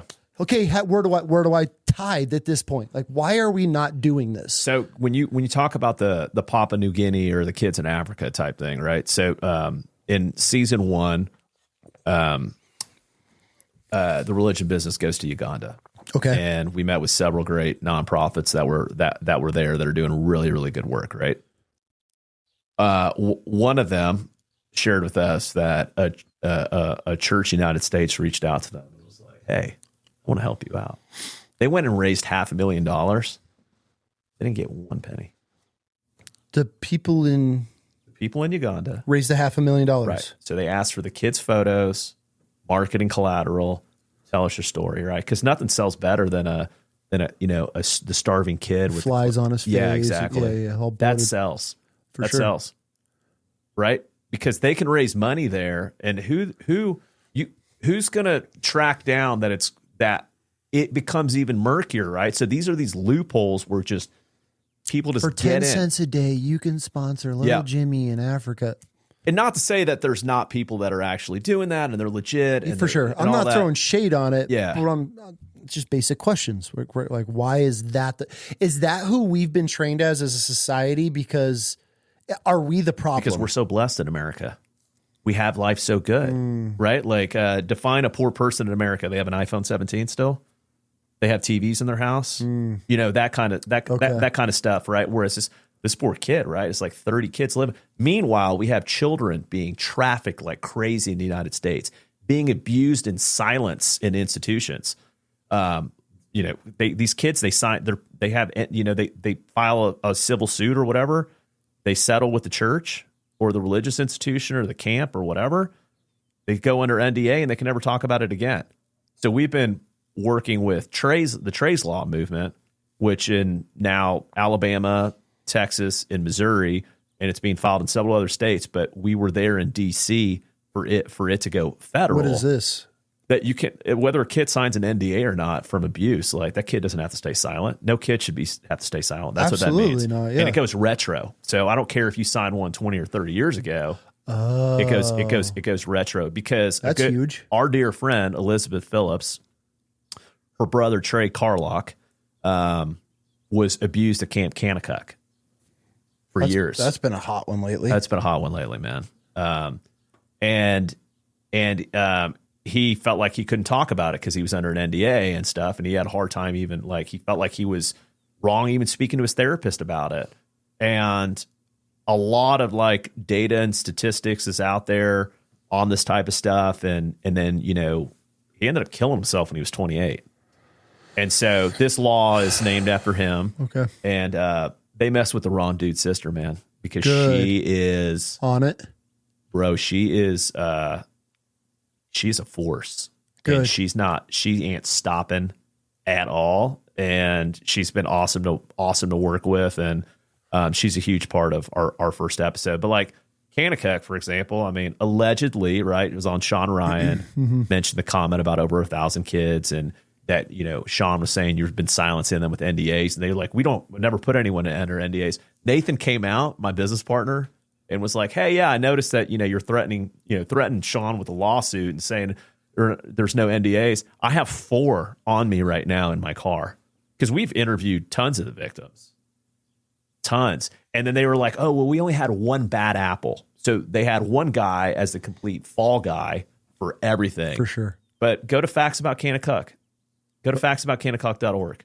It's a website. That's a religious summer camp. It's a church camp. Church, yes. Yes. And it is a massive enterprise. We had a woman They even have one in Haiti. Yeah. Oh, it's a chain? Oh, it's a chain. They even have one just for African-American kids, and they have oh my God, dude, the corruption. It's so blatant. It's so blatant. They don't even hide it anymore. Yeah. So this goes back to like, let's go back to the intent of why, because you were bringing up this concept, because they can hide behind the law. That's why it's blatant. But they pretend like they're hiding behind God. Well, you can't hide behind God. God's light. You hide behind the law. So everything is permissible, but not everything's edifying. It might be legal, but it's not edifying. So it's legal for you to do this, but does it mean that it's edifying? Absolutely not. It's not, right? I tell people this all the time. I'm like, hey, I'll throw out draw a comparison. Well, they're not doing anything illegal. I'm like, okay, all right. So let me ask you a question. Mm-hmm. Is it illegal for you as a married man to go to Vegas, have a night out with a prostitute, get high, and get hammered? Illegal? No, I can do all of that. All right. But is it edifying? Absolutely not. Mm-hmm. Is it the right thing to do? Absolutely not. So when you're like a religious person saying that you're hiding, like you're walking with God, but you're not, dude. God is light. You're not walking with God. You're hiding behind a law. And that law, when you go back to 1913, Congress's intent behind this was this special group is not going to pay taxes because they are going to provide for the local social capital. They're going to provide an environment here that will enable human flourishing. So what do you have? What do you have now? We have $40 trillion in debt, $39 trillion in debt as a government. You have one side of the aisle, a bunch of especially like on the more Democrat side, where they're like, we need to raise taxes so that we can help more people. All right. The government helping people is not a 2-month or 3-month thing. You're enabling people over a period of time, right? It's the greatest oxymoron to me ever. So we want to raise taxes. Meanwhile, you have $1 trillion flowing in from individual donors to these organizations who are designed and were meant to be filling that gap in society, to be taking care of the homeless, the sick, the poor, the marginalized, all of those that Christ talked about. And instead, those organizations, a lot of them are just inuring themselves, and then the government is just spending it on fraud, waste, abuse also, and a bunch of crap and endless wars and all this other stuff. So meanwhile, we got $40 trillion in debt, and then you have inurement going on here, and then the people that need the help and support the most are the ones that are suffering. Yet we're like, hey, let's go fight a war. It's the same concept. You're like, why the kids in Africa versus the kids here? It's the same concept. That's a very sexy thing to go solve. We're going overseas, right? In business, when you say I'm an international businessman, that has a little bit more of a thing than like I do business locally. For sure. Everyone wants to go on an airplane, go onto another world, and go do stuff there. So we're spending all this money overseas, but we're not taking care of our own. And then we're like, oh, well, it's the government's responsibility. Well, no, it's the nonprofit's responsibility. Actually, us, the body of Christ, the people who are donating all this money and paying all these taxes, we need to step up and we need to start putting our army together to go solve these problems. For sure. We just start pushing on these establishments, these churches. And legislatures too, right? I don't think anything will ever change in our personally. I honestly don't think it'll ever change in the churches, just because they're so embedded, the establishment of the government, even though we the people should be bigger than the government. Cool. Let's say right now. Sounds great, doesn't it? Let's say right now we swipe everybody in Congress, Trump, all the everybody, swipe them all. And we bring in all these new people that were like, hey, this guy, you're going to do great. Chris, you're going to be president or VP. It's the establishment of how deep rooted it is in pure evil to me that those people are just going to fall right back into it. Because of look at government contracts. How many of these politicians are tied into these government contracts? The picture is so big and so vast that we stretch around the world as far as the establishment of the government. And then right underneath it, government, churches, religions, to me, that we're so deep rooted in the body of these establishments, they'll never change. It's been happening for hundreds of years. I don't know. I don't have a solution for it besides. But the people violence. Outside of that, we have to step up 100%. But look how comfortable we are. Look how lazy we are. We could scroll. We don't even have to leave our home to get groceries and to do anything anymore. Everybody's a social justice warrior online. Where does this movement start? That's my thing. That's my big frustration right now. That's why I'm like unplugging just from everything, because you talk to these people and they're like, oh, did you see what Trump did this? And I'm like, bro, you still think there's a side? Like, that's the phase of my life I'm in. Oh, the fucking Democrats. I'm like, listen, buddy. I'm over it. If we can't agree, I go, this is what I tell people, just go watch one of the last Trump's inauguration speech or any of these big speeches where the House and it's divided in the aisle and you got the Democrats and the Republicans and all the Democrats or all the Republicans are cheering because this woman got murdered by an illegal and now they're going to name a state park after her, and all the Democrats are sitting there pissed off. Nobody could come to an agreement on anything except for Israel. I go, who? You can't be started there. I'm like, actually do, please. The fact that the only thing our government can completely come together and support is protecting Israel. I'm like that meme. Really? Yeah.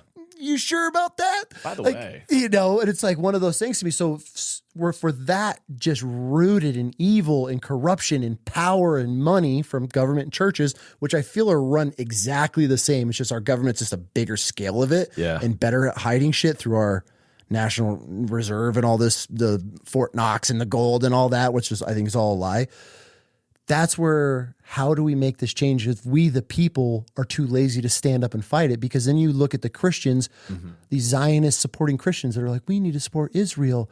I'm like, we're just so divided. How do we bring these people together to fight this? And obviously you God's guys, remnant, man. Freaking A, bro. Yeah, and you're part of that and I'm part of that. And so our piece of it is using the filmmaking to explore major loopholes and problems and then bringing together a solution. So the solution for the season, so people can go on Broken Shepherds right now, but like we're going to have a specific mission within which is Operation Millstone, which is we're going to get about 10 to 12 nonprofits that are in the child trafficking, people that raise money to give the ICACs, because these ICACs that I was telling you about earlier, they don't have the best forensic computers that they need. Yeah. They don't have the AI technology they need. And I'll give you an example of good AI technology. A 2-year-old girl, she was in CSAM, and that went and ripped through the dark web. When then an image pops up of her on some Facebook page, and she's 12. She was trafficked. They were able to identify the 2-year-old as that 12-year-old 10 years later with AI technology. Oh. They were able to know where she was. They went and kicked the door down, and she was being abused at 12. So for 10 years, she's been captured. For 10 years, she's been living in that world, and they got her. So just think about if these people, we had more agents and they had more of this technology. Like, what pisses me off more than anything is all these governors, they talk about, oh, we're in a state of emergency. Yeah, state of emergency, we have technology. Give the people the technology they need, activate the National Guard, and start kicking doors in and go start rescuing children in your own state, Luther. That's what I'm saying, bro. Yeah. Like, I have my mixed takes on ICE and how they're conducting things and stuff. Won't even get into that, right? I've talked about previous episodes. Who is going to bitch if you have the National Guard and ICE that is walking up to your house with an iPad going, yep, proof, you're coming with us? I would donate, I would support, I would gear up. I would be doing everything I could to support that. Yeah, I feel like, oh, wow, my kids can play in their front yard again. Oh, my kid could walk to the park and I don't have to. All right, I'll come with you. Yeah. All right, yeah, it's the 5th time today. Yeah, because who knows who's going to drive by. 100%. That's what the American people want. At least for me. I would rather get pulled over, see some cops harassing some dude because they, oh, hey, here's the guy's license plate. And I mean, our systems track everything. Yeah. We know that's why I don't roll plates on any of my trucks, because I'm one of those conspiracies. But they know exactly who you are, where you are at any given time. You mean to tell me with the technology we have that we cannot be scanning what's getting searched and then all of a sudden, boom, there's the website. Here it goes. We can't. But we're not doing it. But instead, I'm getting pulled over for window tint. Yeah. But we got dudes not next door, literally. I'm not sorry if your neighbors or my neighbors are watching. People in the neighborhoods that are registered sex offenders, and they're doing this stuff all day, every day. It is terrifying of the amount of child pornography that's getting produced here in the United States, and I'm getting pulled over for window tint and not having license plates on my truck. I can't support that. I'm waiting for the first governor to step up and say, I'm declaring a state of emergency. We have a serious pedophile problem. Aurora, Colorado, right? In Colorado. It's horrible, isn't it? Horrible there. Absolutely horrible. Awful. And so they didn't want anyone to know how bad their pedophile problem was because no one would want to live there. So they weren't doing anything about it. Well, the city itself? Yeah. Yeah. Are hiding how bad Yes. That's how awful this problem really truly is. Do you see local municipalities coming out there saying, hey, we had X children missing, Y children abused, all that? Do you see that? That's a great question. We don't see that. Instead, we see all this other crap about gasoline prices and all that, which, don't get me wrong, that's important. I'm not saying it's not, but like, there's nothing more important than kids. 100%. Period. Like, if you can't take care of kids, the most vulnerable ones, like the most innocent, then what are we doing? And so our goal is to take a lot of these nonprofits that are doing good work in that space, and that $1 trillion river where all these people, individuals are donating. You don't have to give 10. If you want to give to your church, be generous. But like, you don't have to give 10% to anybody. That is an absolute legalistic thing. That is not what we're supposed to be doing. Where did the 10% in tithing, where did that originate from? Why is it 10%? I grew up my whole life. My parents grew up super poor family. Yeah. 10%, my whole life. Even when my parents had nothing, they still found that 10%. God's blessed us. We're able to pay next month's bills. I get that mindset of my parents. I look back and I'm cool. But where did tithing and 10%? When did this become a thing? So the word tithing means a tenth, and it's Old Testament, and that's like and that's the whole thing. There was 3 tithes. There was 3. There was one that happened every 3 years. Okay. And 2 that happened that were annual. So basically, it's 23.33% if you were going to get like really legalistic about tithing. not just 10%. But this was agriculture. It was grain. It was relating to land that God gave the Israelites. And it was never supposed to be income and, you know, my church is the actual real storehouse, right? Not your church, but my church, right? Like give me 10%. So probably in the in the 1900s, right? Like tithing wasn't a big thing in the United States, but then you start going, hey, what scripture can I use to justify this? That's how it came about. And the LDS Church, I'll give you an example. Their old president, Nelson, literally, I mean, this is in the religion business also, and we have clips on our social media that telling you why you need a tithe. You're 10%. And he tells you why. Because you do not want to be removed from God's list of children. You want to be protected in the day of vengeance. So you should tithe. So you're an entrepreneur. We talked about this earlier, right? When there's entrepreneurs find a need that's out there and they fulfill that need because needs-based selling is the most powerful one. There's a problem that needs to get solved, right? Well, when there is no problem and there's no need, what do? You create one. So you instill the greatest amount of fear in that member. Not getting to heaven. There's the worst thing you could say to someone: if you don't do this, you're going to be removed from God's list of children. Who wants to be removed from God's list of children? Who wants to not be protected in the day of vengeance? Give the 10%. Give the 10%. Just do it. Even though we don't have it, give it. But that's where it comes about. And then, I mean, if they just stuck to the 10%, then there's the we're building a new building fund. We need more than just your 10%. We're doing an additional offering, right? Oh, hey, we're going to go give money to that nonprofit in Africa. You see these poor little kids? Our goal is to send $500,000 there. Well, that $500,000 may or may not end up there. Meanwhile, you're sitting on 40 million. Meanwhile, you're sitting on all that money, and there's all these people, like literally, you've got like people sleeping outside the church, like on the ground, homeless. But that's a government's responsibility, right? But that's how it works. But hey, you have a tax exempt status because you're supposed to be providing this gap in society, this concept of local social capital in producing an environment for human flourishing. So I have a question for you, because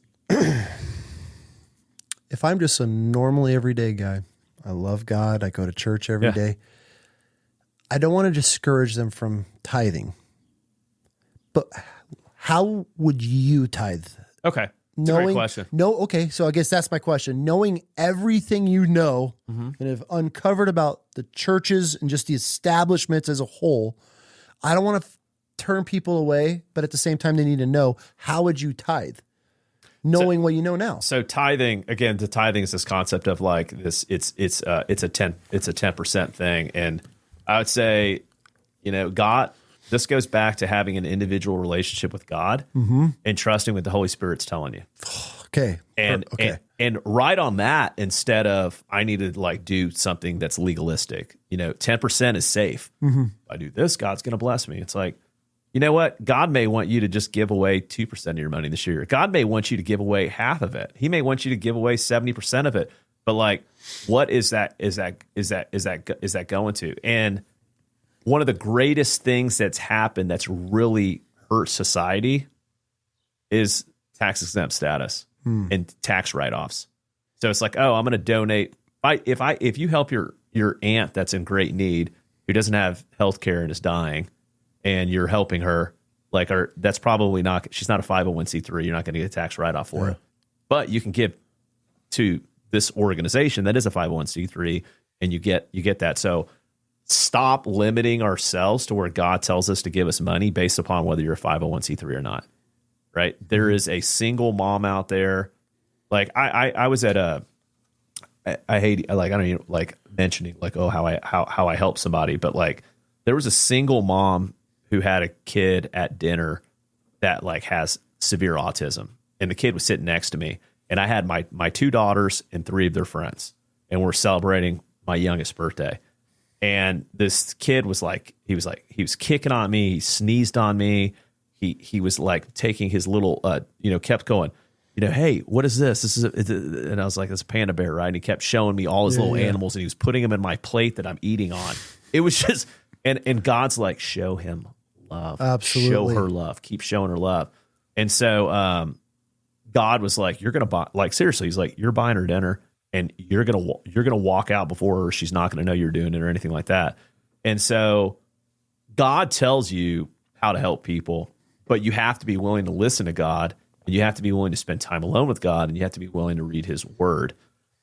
We rely way too much on, well, my pastor says that if you give 10%, like, you're going to have an abundance in your life. Yeah. That's like prosperity stuff. No, actually you may donate and see nothing. My parents are a perfect example. They barely got by their whole life. But I mean, they'll put that, we were blessed enough to get to the next month. So I get it. But I love your answer, and that's how I truly feel. That's how my wife and I are. Going back to my parents, they just will not accept, because you need to tithe. Our last trip back, you need to tithe. You need to be tithing to your church. And I go, Mom, why do I need to tithe to the church when I can tithe directly to my community? Yeah. We just did something really nice for a veteran recently, not even through our charity, because the charity's retired, right? Found out this vet was looking for something. I could help him with it. But I didn't know that my wife had already heard a conversation with this guy, and she had already been working on it. So we finished this conversation, 2 completely different interactions with this vet. Yeah. I go to my wife, I'm like, hey, we need to get this. And she's like, I'm already working on it. And I'm like, she's like, are you cool with it? I'm like, I don't get it. Make it happen. If this little gesture that I can help this veteran that's been through hell be able to learn something that takes his mind off of it, okay. And then the fact that God put that on me and my wife, 2 different conversations, not even in the same building, and we both could come to that. It's a no-brainer, but I don't need to go to any church and, hey, I'm going to donate so you can help these people. It was just a gesture that I felt, hey, if this helps this dude get through to tomorrow, because now he has something to be able to focus on, why would I not? I'm not one of these people that give a homeless person money, but I pull up with our girls and I want to teach my.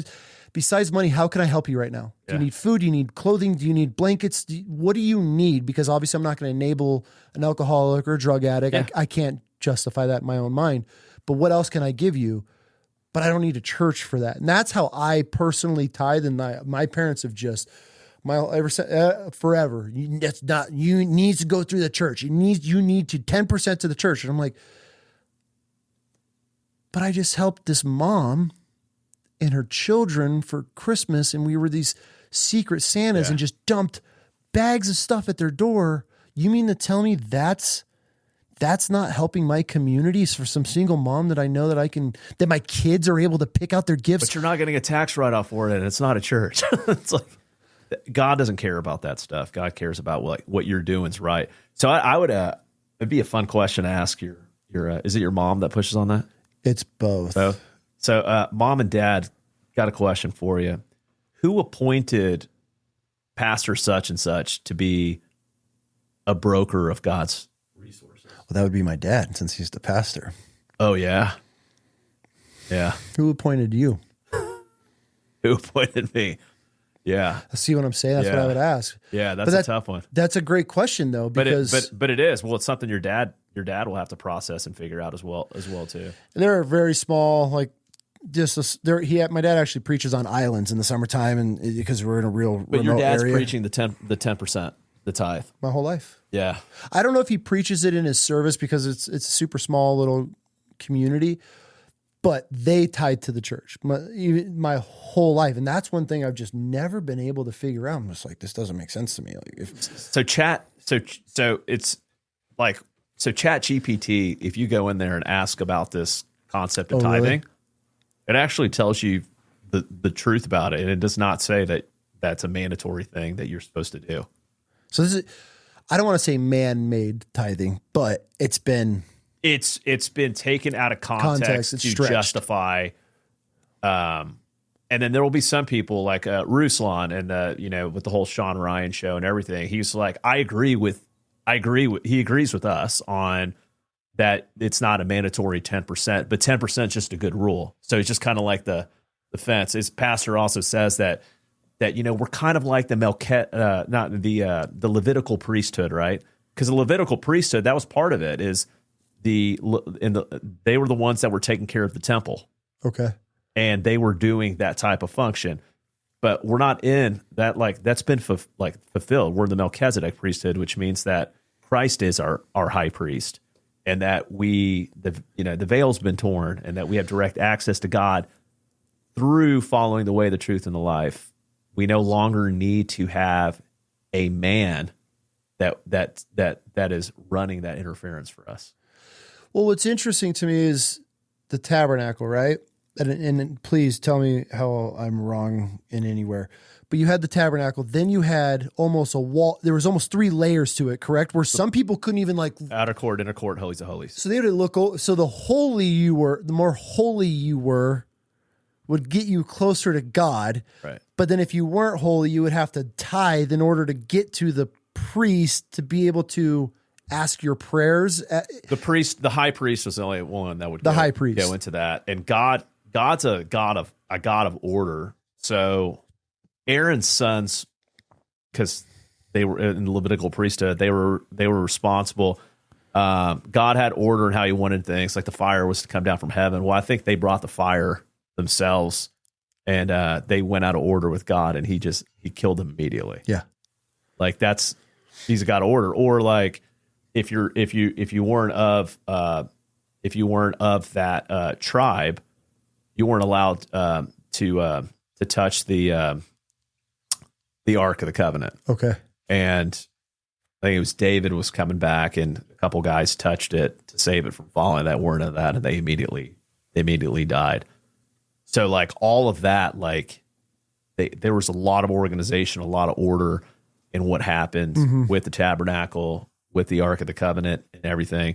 And then today, like, again, like if we continue to live in that old world and not in the reality of the world, it's an insult to Christ. For sure. It is. For sure. What's one of the worst religions that you guys have found so far as the money and the mismanagement of it? So the LDS Church is the scariest one. I mean, you want to talk about like they're going to be $1 trillion organization within a decade. The amount of escape velocity and power that they have, they have strict tithing rules, and the cover-ups of things that happen there is just disgusting. Mm-hmm. So I'll give. We were supposed to talk on lawyers earlier. We didn't touch on that. So here we go. So let's say you're abused. You're calling to report abuse in the church. Okay. I had a woman who was being abused as a child. She calls them up. You know who answers the phone when you call to report an abuse? Their law firm. You go straight to the church's law firm? Straight to the church's law firm. That's interesting. Yeah. So things don't make it to the authorities. There's no mandatory reporting for child abuse with clergy. That's another loophole, which is in one of the objectives of our next episode is to get mandatory reporting for clergy. So if you find out that a kid is being abused at home, you are a mandatory reporter. You need to let the authorities know of that, period. If this kid's being abused at your church, mandatory report. Instead, it's cover up over cover up over cover up. And we have receipts on this type of stuff. This is the stuff we're just saying. There's a lot of satanic ritual abuse that's happened. Inside the Mormon church? Yes. Oh, for sure. Lots of very dark things like veils being put over children's faces while they're being abused. It's not secret, bro. It's sacred. It's disgustingly like these people. It's my favorite line from them. It's not secret. It's sacred. Gosh. You sure about that? Yeah. And then, this concept, right, where you've got covering for one another, right? I mean, there should be an investigation done in Utah with the Attorney General's office on the amount of stuff that's hit there that nothing happens with. Here's a crazy one for you. We did an episode with a woman married in the Mormon church, perfect little Mormon family. Her husband's father, so her father-in-law is a stake president out in Arkansas. The church helps his son fund Ozark Trails Academy for troubled teens. Okay. She finds out her husband's molesting her own children. Wow. And the LDS, and so her father-in-law, which is a stake president, is tied in with the judges, the courts. In these small communities, she ends up losing full custody. They took her kids from her and gave them to the grandmother that the kids in the statements verbally said that the grandmother or the grandfather and the son that all live under the same roof were molesting them. All a horrible episode to listen to just because of the I'm very familiar with the story. Oh, really? Very. Loses all her kids. Yeah. It's insane. It's insane. But the only thing that makes sense to me is that the stake president has pull. The church, the Mormon church, will do whatever it takes to hush hush shit. Yeah. And then you're telling me this mom that brings up child abuse from her own husband now lost custody of her own children because she didn't document it properly, but she has. I have a thumb drive with every piece of document on it, and I'm like, how does that make sense? Well, That's doesn't. fascinating that you've. I mean, yeah, because I mean the connections that they had politically and the cover ups, and then the removing of people from being on certain registry lists and all sorts of stuff. People think that we're just making this shit up, like especially the Mormon community. That no, and I get it. They're not the ones that are involved in it. They're just you and I going to a church within the system. Yeah, we're sheep within a system. But we live in the era of knowledge, and guys like you are doing God's work and putting this out there, and that's why I open my platform up to anybody that can talk about any of this type of stuff, because this is, I feel, some of the most important bits of knowledge and information that isn't going to be pushed through social and by our government and the news, because it's not starving kids in Africa. It's not a war. And it's mind boggling to me that, and then when we air these episodes, cause right, you got Sean Ryan, he's the mega podcast, right? Yeah, he's good. And then you got us little starving churches out here that are just scraping by on podcasts. So when we get these stories, and then all of a sudden the hundreds and hundreds of people that either know, I have kids that went to Ozark Academy. That was what it's called, right? Yes, Ozark Trail. Yeah, Ozark Trail Academy. I have kids that have reached out that want to come on and talk about their experiences. So now you have a guy that is now accused of molesting children, these parents are signing over their custody rights. So when their kids go to these facilities, now you have a child predator molester that owns a facility for troubled teens, all funded and backed by the Mormon church. And then when it all gets outed, everything just goes away and the mom loses custody and everything's hush. No justice. You cannot sit here and say like, dude, no, that's not true. You're absolutely ignorant if that's the case. Dark money covers up. They use the dark money to cover up the sins. When you have trillions of dollars in your bank account, you can literally look at our politicians. You can get away with whatever you want, and they're not even rich. They're just stealing our money. Speaking of politicians, what the hell was Lindsey Graham doing by himself at Disney? Did you see that? Bro, I saw a little bit of it. Did you see that? I love that people now, you're not safe anymore. Yeah. Like what? Like he has no kids, not married. Don't get me started on Disney people, bro. Yeah. I've been saying it for years, and my wife's always told me, she's like, you can't put this stuff out. She's like, a lot of my clients are Disney people because with real estate and stuff. Yeah. Don't give a shit. If you're a grown ass adult and Disney is your thing, there's something wrong. I put them in the same category, and they can clip this. They could roast me all they want. You are on the same shelf as trans, all the other mentally deranged things that just don't make sense to me. Disney adults that you're screaming and running to a dressed up character. Now you have kids, and you got Disney kids and all this shit. Oh my gosh. Do your thing, right? Yeah. Do your thing. Think Jesus. We went through a little Disney phase, but we weren't Disney people. But I supported it. We had Disney princesses come to the house for birthdays and right. Cool. You're a grown ass adult and you do not have children and you're going to Disneyland. You are mentally deranged, in my opinion. There is something sick about that because there's video and they're screaming and running to a dude dressed up as Minnie Mouse. Something's off. I had a buddy. I stopped being friends with him because he had season passes to Disney and he had no kids and he would just take dates there. I'm like, bro, you go to Disneyland? Oh man, women love it. I'm like, dude, not for me. Not for me. So Lindsey Graham's out there, but like this is the same guy who allegedly was coaching Netanyahu on how to get Trump to strike Iran. This is the same guy who loves getting us in wars. He's a deranged man, and he's a closet homosexual for sure. Yeah, for sure. They all are. Yeah, that's where when we get into the depths of how evil our government is, it's terrifying. It's terrifying how these people sell their souls, how the entertainment industry sell their soul. And when I always used to hear people talk about, oh, he sold his soul. It's a thing. I truly believe it is a thing. These politicians and that you're taking money from AIPAC and it's funded by the owner. Now it's, I don't want to ever see anybody pass, but the founder of OnlyFans just died of cancer last week or whatever this week. Yeah. Elon's considering acquiring it and shutting it down. Shut it down. But you're telling here that we have our politicians and you're standing there, I'm representing the people and I'm going to do this for y'all. But you just took money from a pornographic website that helps teenage girls exploit themselves.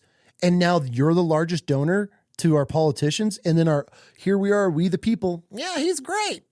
And I'm sitting here going, they're taking money from girls that are taking their clothes off on the internet, and then they're funding these motherfuckers to sit here and talk and tell us whatever we want. How do you not fall for this? I think that entire industry just needs to straight up be legal. Like, let's quit messing with it. The damage that it does to society, and the damage that it does to men, and the damage it does to women. Like risk reward. Like the risk on that and what it does to society is not worth whatever reward that you're getting from it. It's all a lot. This is kind of TMI. Maybe I think she's heard these. I dated a porn star when I was younger, young and dumb, whatever. I got pulled into the behind the scene, the backside of the industry. Wow. As a young Marine, I was like, oh, dude, tell all my boys. You thought you were the man. Oh, bro. Yeah. You were literally the devil dog, huh? I'd start going to these parties. I start getting into the industry side of things. Wow. And it was one of these things where, and I talk about it because porn addiction for me, never. And this is what I think what rooted it was I saw how those women were treated. And here I am, a young Marine. I don't give a shit about anything. I got no morals, no ethics. I don't feel anything. I am just a machine. It was so disgusting to me and how degrading I would see in their face. Yeah. Their body demeanors would change. And I would sit there and watch. And I'm like, oh my God, this is... What a blessing, though, that you got to see that, though. It really was. I didn't see it for years until recent years, and because I help a lot of men in my community, and they battle porn addiction. It's a huge thing, but I can't personally talk them through. So that's why I had to find experts that have been through the trenches with these guys. But I really started like trying to peel away. Okay, why have I never gotten pulled in? I've seen it my whole life, dude. You know how the military is. We used to go on patrol to other houses in our AO for the grunts, and I would have one of my boots box up, one of my troops box up a MRE box full of Playboys. We would patrol to another house, radio ahead of time. Hey, we're coming. We're going to swap. And we would swap Playboys, hard drives. So porn in the industry is like in the military is it's like drinking. It's just hand in hand. Yeah. But after I got into the industry and how I saw that, it killed it for me. And so you saying just what it does to these girls, and they think just because you put it out there, you could delete it one day. I mean, it's a terrifying thing. And how many of these young girls fall into it by getting groomed, and it was just the creepy old dudes. And I'm sitting there, you're letting this fucking dude talk to you like this? Like there was times where I'd be like, yo, bro, like, no, we're not, I'm out. I can't. And so it's a disgusting, dark, demonic world. And I got a little taste of it and I was, not for me, even at that state in my life. And it's hard for people to kind of grasp because of who I used to be. Shouldn't have bought. I was down for anything. I would just ride or die. Cool, I'm in. And I thought that was the shit. And then I saw that, and it hit me in my guts. I'm like, this is not for me. Can't support this. And then God knew you were going to have two little girls. Sense of humor, right? Yeah. And now I'm over here just trying not to beat the shit out of everybody that's staring at these creepy old dudes, how they look. I actually just did a video. I didn't post it yet, but I'm in the gym, and there's a nobody talks about this as a girl dad. There's a phase as your little girls grow and they start to develop and become young women. There's a phase where men start looking at them in certain ways. And as a good father, good dad that's intentional with my kids and watching their surroundings to protect them, I notice these things, and especially being military and just who I used to be and watching everything. Operation, everyone comes home every day, right? 100%. Yeah. So I've watched this evolve over the years, especially with my oldest, which has now built this sixth sense in me to where I can almost watch dudes' body languages. And now it's to the point, I was in the gym yesterday and I'm on the stairs, I'm just doing my cardio, and there's a young girl in there and she's wearing everything to stand out. But my eyes don't go to her. I start watching how these men our age are staring at these girls. And it's so disgusting to me how they'll position themselves. So if the girl's walking and they'll position, so the girl walks by, and it's like, motherfucker, I just watched you. Yeah. How old are these girls? Teens, teens. Yeah. My daughter's age. And the fact that that's what you're attracted to. And there's a lot of us out there that don't have that little girl, young woman gene that we find attractive. Yeah. And there's a lot of men that do. And it sucks for the good men, because now I understand when you see these videos and men are dogs and they're all pigs. I can't argue it because I'm watching this young teenage girl, granted, probably dressed a little bit better in the gym, but I'm watching just these men. And I'm like, you probably have daughters her age that you're staring at. And that's the phase. That's what that's where I'm at in my life, where I'm watching. I'm like, yeah, dude. And they'll look and I'll make eye contact and be like, yeah, dude, watch you. So what would happen if that was your daughter walking by? I step in between. Yeah. I'll sit in the airport with her and be like, watch this guy. He's about to turn and look at this girl. Oh my God, how'd you know? It's how men are. Yeah. Unfortunately. It's how we are. Well, I want to unpack this concept of how men are, because I feel as a society, we are where we're at. Like you were talking about this frustration earlier, like how do we get out? I mean, to unwind the political, religious, nonprofit layers of bureaucracy and corruption that have just overbuilt. You're just like, what do we do? How do we do this? And how do we get out of this? And it's, being a single man and having gone out on some dates with some women, and they talk to me about, like, I'll talk to a woman who's like very feminist, and I want to break this down with her. I'm curious, like innocently curious. The dork in me wants to know, how do you become the way you are? I just want to know. There was no man in her life, maybe growing up. She was a single mom working 2 jobs to provide for her kids. Like, all in all, almost every story that you see, and when you look at how society is like this concept of like men not stepping up and leading. Broken home, fatherless. Yeah. You look at like when you look at the people who end up in jail, oftentimes they came from fatherless homes. Mm-hmm. This concept of a father is a very powerful one, but a good father, one that's strong and leads.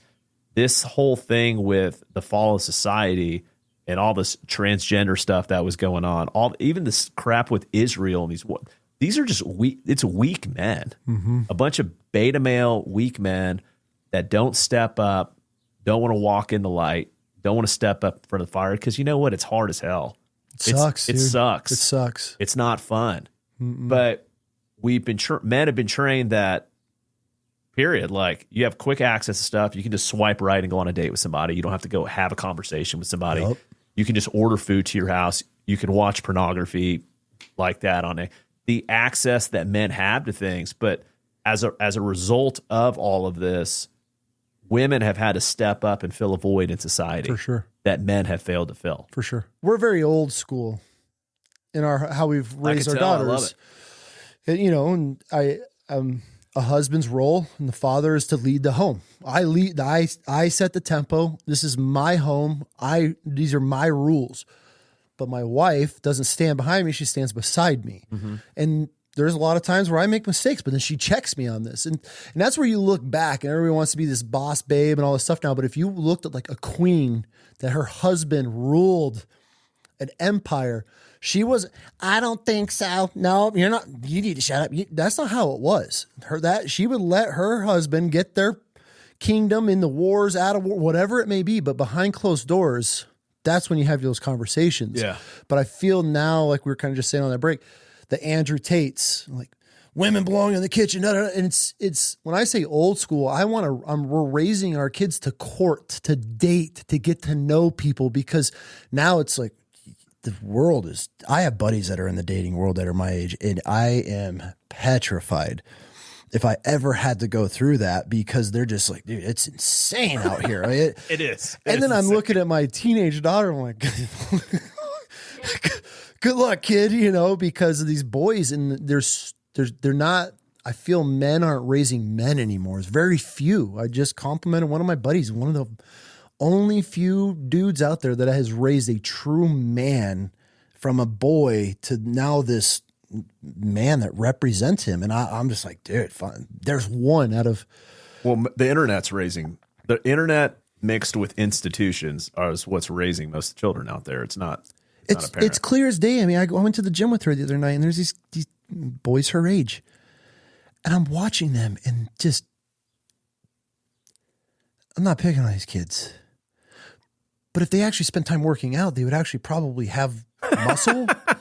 But they're just flexing and they're doing this. And they spend 30 minutes in there and they walk around in circles, peacocking. What I get, we've all been through those phases in the gym, not knocking it. But I'm looking at her. Like, bro, what are you peacocking? I'm like, dude, now just pick you're up some. out. Yeah, you weigh 100 pounds, bro. Of course you have a six pack. You're 100 pounds. Come talk to me when you're 200 pounds and shredded. That's more of an accomplishment. But I'm looking at her and I'm like, oh my God, this is your dating. By the way, when you get to 200, you're going to be shredded. I'm 227 right now. Yeah. So I dropped from 250 to 218 on that fast. What's your goal? I don't have one. Yeah. I just want to feel good looking. But I saw you getting excited there. You'd see the abs coming through. Oh, yeah, they're coming. They're coming. That's I've been crushing it. So, anyways, yeah, it's been a journey, but it's just this world we're in now, and these fathers aren't leading their homes anymore. I think they're too distracted. Yeah. Too busy with work, too busy with life. I just saw a study, and I put in my community that on average, a couple years ago, it was 13 minutes a day. And I think it's down to 7 minutes a day on average of what a father is spending quality, uninterrupted time, no phones, no distractions, 7 minutes a day. And that's usually in car rides. You think about it. 7 minutes. You bring a child into this world, at least how I think is my job, sons, daughters, all in between, is to raise this next generation, to put a legacy out there. If they continue my family name on or not, that's my legacy. And I'm going to spend 7 minutes a day with them. How do you do anything with 7 minutes a day? You're going to get to know your children. You're going to be able to instill in your daughters integrity, confidence, morals, values when you're talking to them for let's say it's double that, 14 minutes a day. So in today's society, we talk about like traditional homes, right? Yeah. So most moms work, most dads work. Mm-hmm. There's often, if they're higher end successful, they're going to have nannies. So your kid goes to school, wakes up around 6 something, goes to school in the morning, then has sports, gets home at 6 o'clock, has 2 hours of homework, and wants to chat with their friends a little bit, needs to shower up, get cleaned up, get ready for the next day. It's bedtime. Mm-hmm.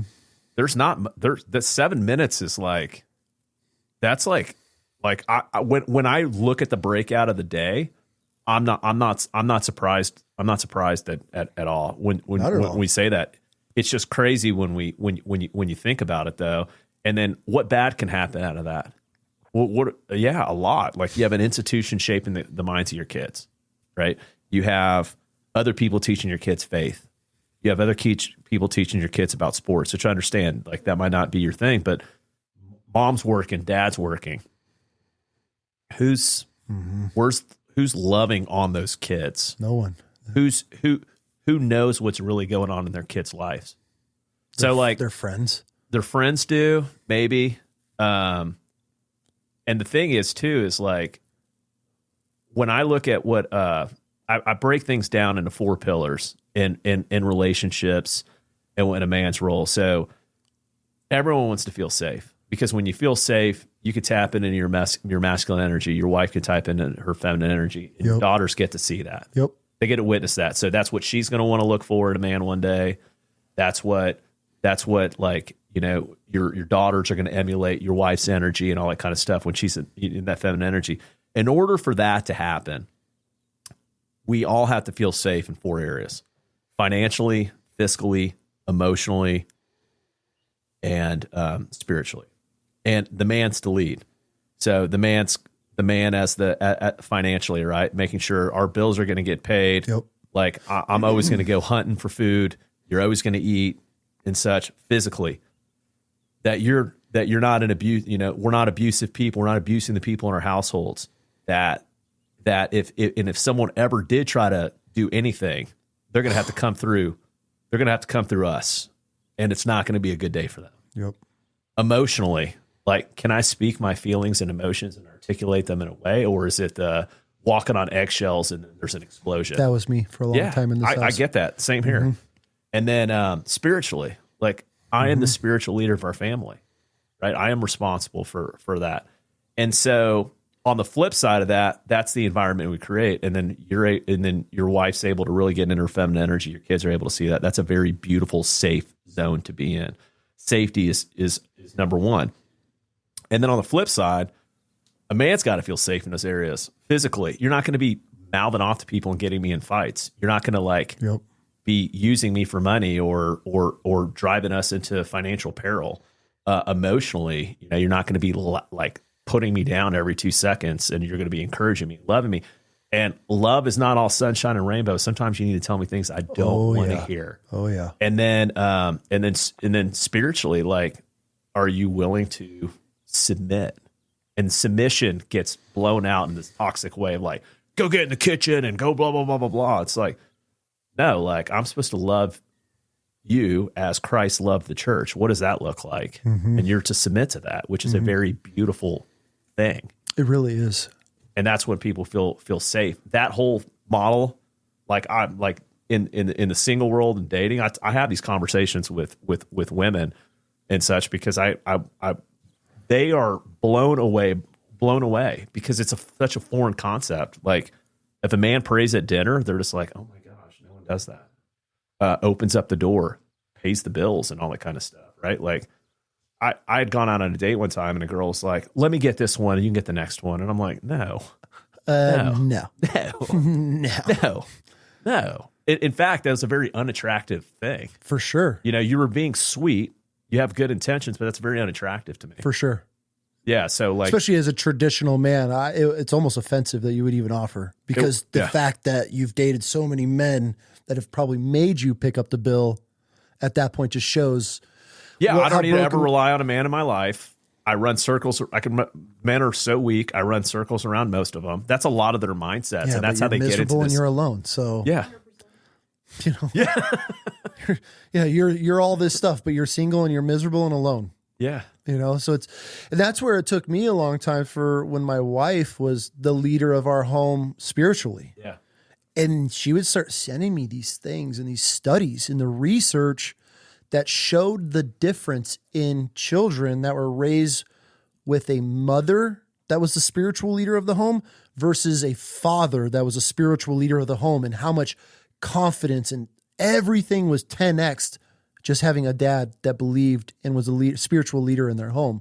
10x anything that the mother did. I don't know if you've seen those numbers. I've heard of a little bit of it. I haven't actually seen the numbers. And you just sit back and think, oh my God, like this, just you being present in a home is huge as a father. And then you add the leader of your home adds even more to your children's confidence and everything else that you're going to instill in them. And then when you add the spiritual leader, it was, God, I should yell down to the wife. The numbers are insane. It was 85% of kids that grow up or something with dads that are the spiritual leader of their home end up leading their families to become believers in Christ versus just a mom that was a believer.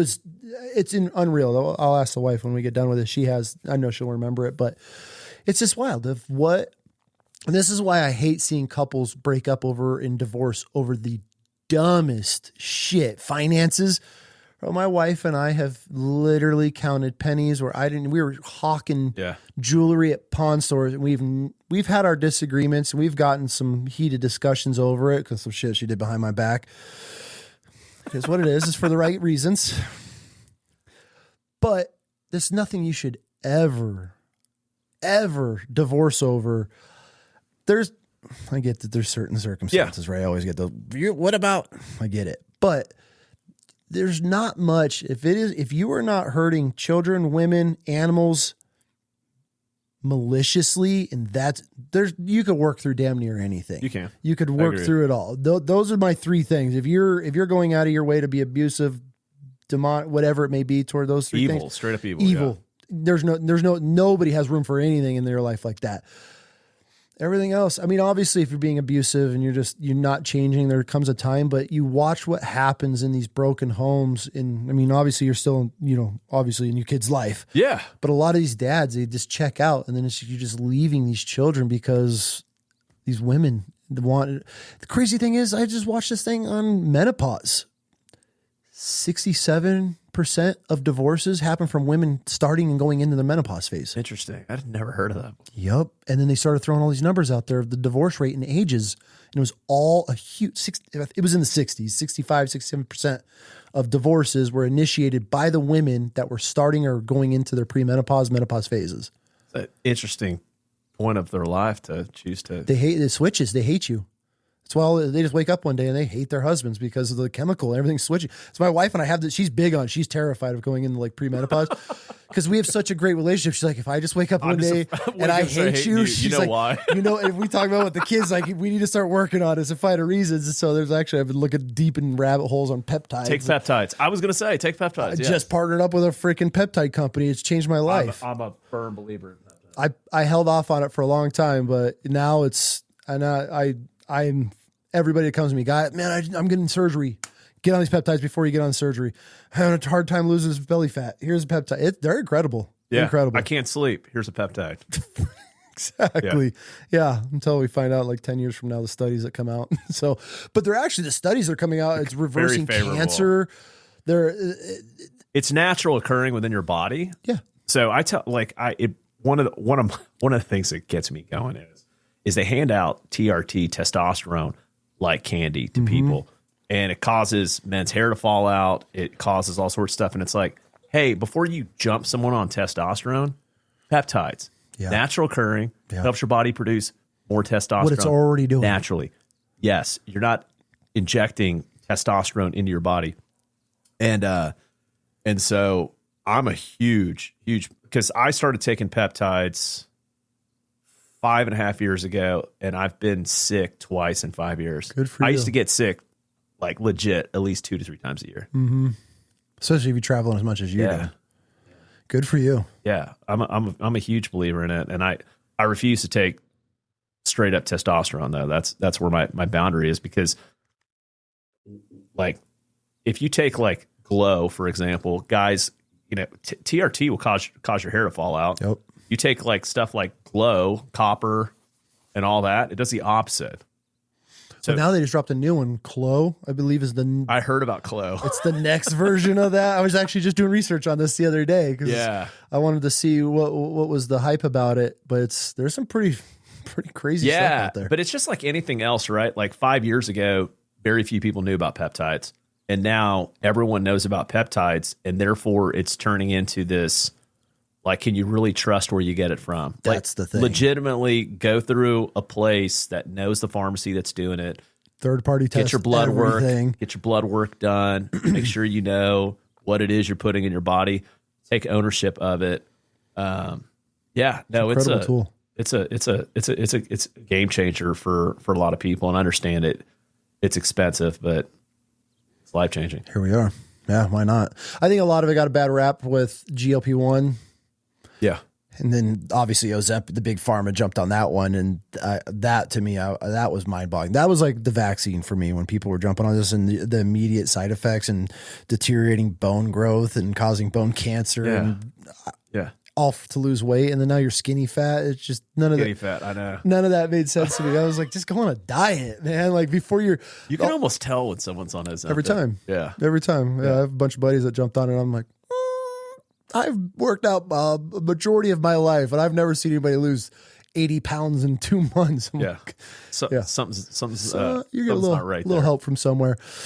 What else we got for you, man? We didn't touch any of your military stuff, but anything else on the churches? I know we could probably talk for hours, which I'm cool with, but we went into the Boss Babe thing, which kind of took us a detour. I don't know if we ended up finishing that as far as the structure of the home.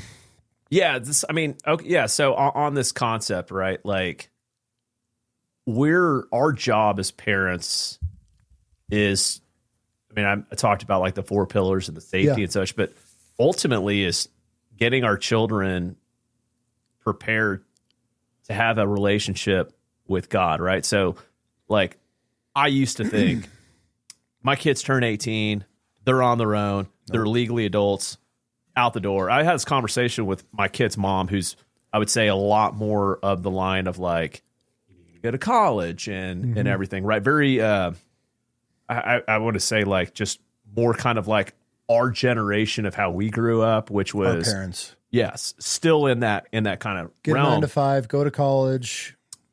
Go work, go do that, go get some experience, and go do good things. And I had this conversation with her yesterday. We were talking because one of my kids is very interested in going down the homeschool path, and I'm like, I want to hear him out. Yeah, I want to hear him out. Let's hear him out. You know, we'll figure it out. But like, why?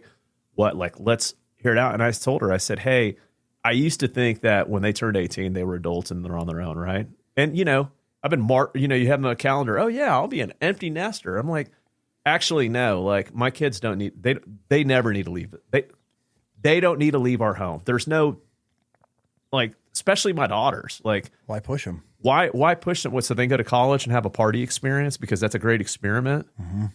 I was like, unless they want to be a lawyer, a doctor, or something like that requires a degree, or if they want to play college sports, you go to college. Cool. You're going to get your full ride?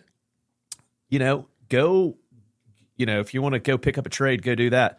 Or if you're interested in being an entrepreneur, which I hope all of you all become one of some sort, like, let's figure out what you like doing. And instead of me spending all this money on college for you, I'll invest in your business and I'll teach you lessons that I didn't learn until I was over 40 years old. That you couldn't pay for that lesson. You can't. There's money could not buy the experience of having, and I know not every parent's an entrepreneur, cool, but if you were able to just teach your kids or give them a lesson, they're not learning it. You're going to go to college and learn a business degree, get a business degree from a professor that doesn't own a business. Yeah.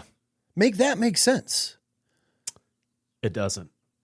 Oh, wow, you wrote a book that you sold some online and that's what you consider your business? You're a professor, dude. Meanwhile, I got my 17-year-old that's learning, and 11-year-old learning everything about business. Yeah, your 11-year-old running a business. It's that to me, and obviously we've made major sacrifices to do this, but as a parent, that's just how my mind works. Okay, I and going along with you saying you don't want your kids to leave. Like I worked with a guy that had a countdown on his computer, and every day he'd log in and he'd be like, "Oh, child support ends."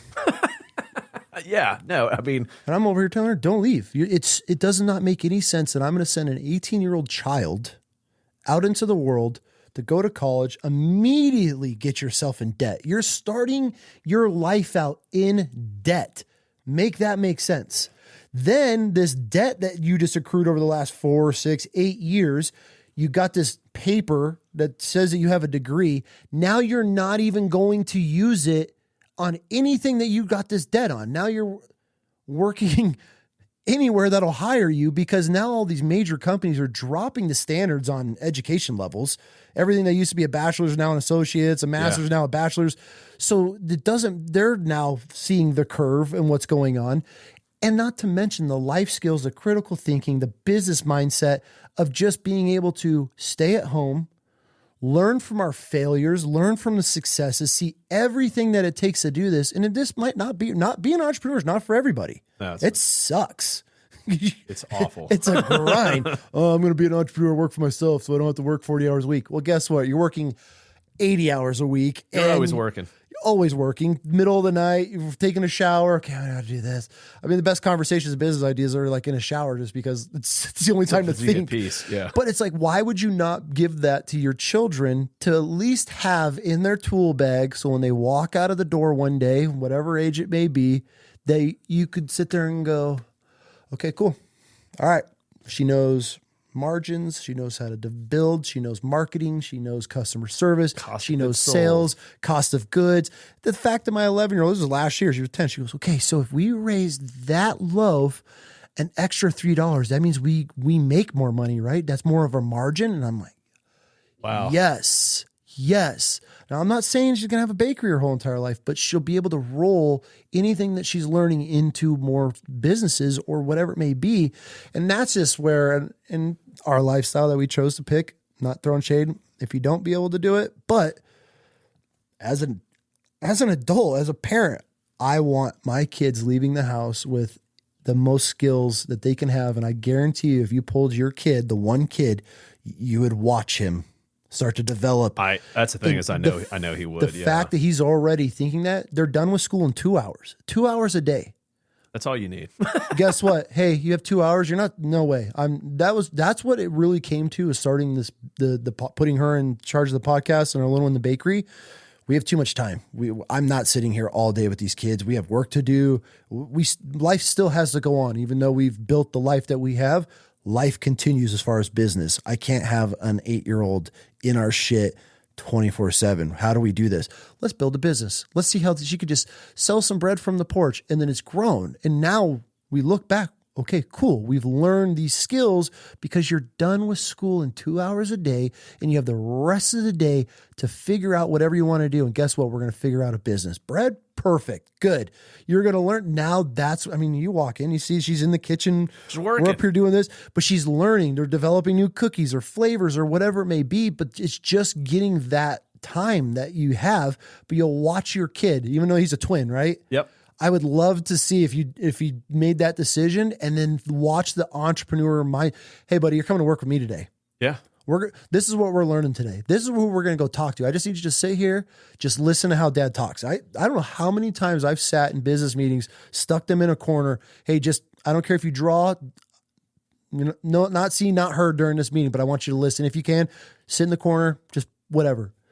They've sat in the corner with, we sat at a table and the CEO of Shields, president of Buckle, they're sitting there listening to these conversations, and they're just learning how these guys talk at this level of wealth. These men that have built from nothing to these CEOs of multi-million, $100 million companies, to be able to just hear their dad having these conversations.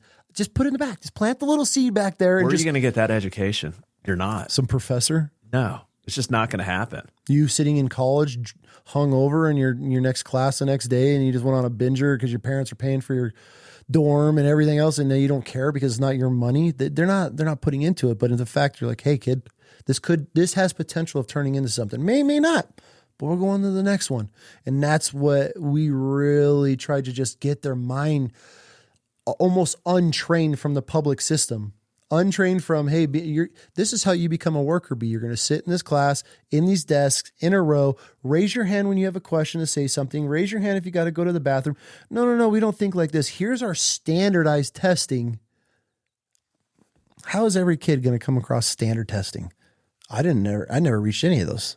And here I am. I look back at everybody in my class now. I'm like, I was the class clown, the jock, the retard that didn't pay attention to anything, screwed off, detention every other day, suspended constantly. Here I am, never working for anybody, living the freest life that I could ever imagine. Not wealthy. I'm wealth in everything that I have, but money in the bank. We have enough to just live a free life. And that's, I think, the goal where a lot of people miss it is we look at these entrepreneurs and what success is. Dude, success is and I'm one of those. Like, success is whatever you want to make it. If your goal of success is to have 10 mil in the bank, chase it. What are you going to give up in that meantime? If you're a single dude and you're in real estate and you're crushing it and that's your goal, run it. You got a family? Hey, okay, how do I bring my kids along? How do I get my kids involved in this? and start thinking. And I got a buddy that's a landscaper. He's got a 15-year-old kid, never worked a day in his life. Put his ass on a weed eater for a whole summer and watch he'll break. Watch the skills he's going to learn, and put him on a mower, just lawn after lawn after lawn, grinding it out. Because he's going to be like, okay, Dad, how do I not be the guy that's pushing the mower? How do I build my own mowing company? Mm-hmm. The best quality time that I get with my sons, because I'm a dog at the gym. I'm like, we're going to the gym. We're going to go train. Yep. And bring them with you.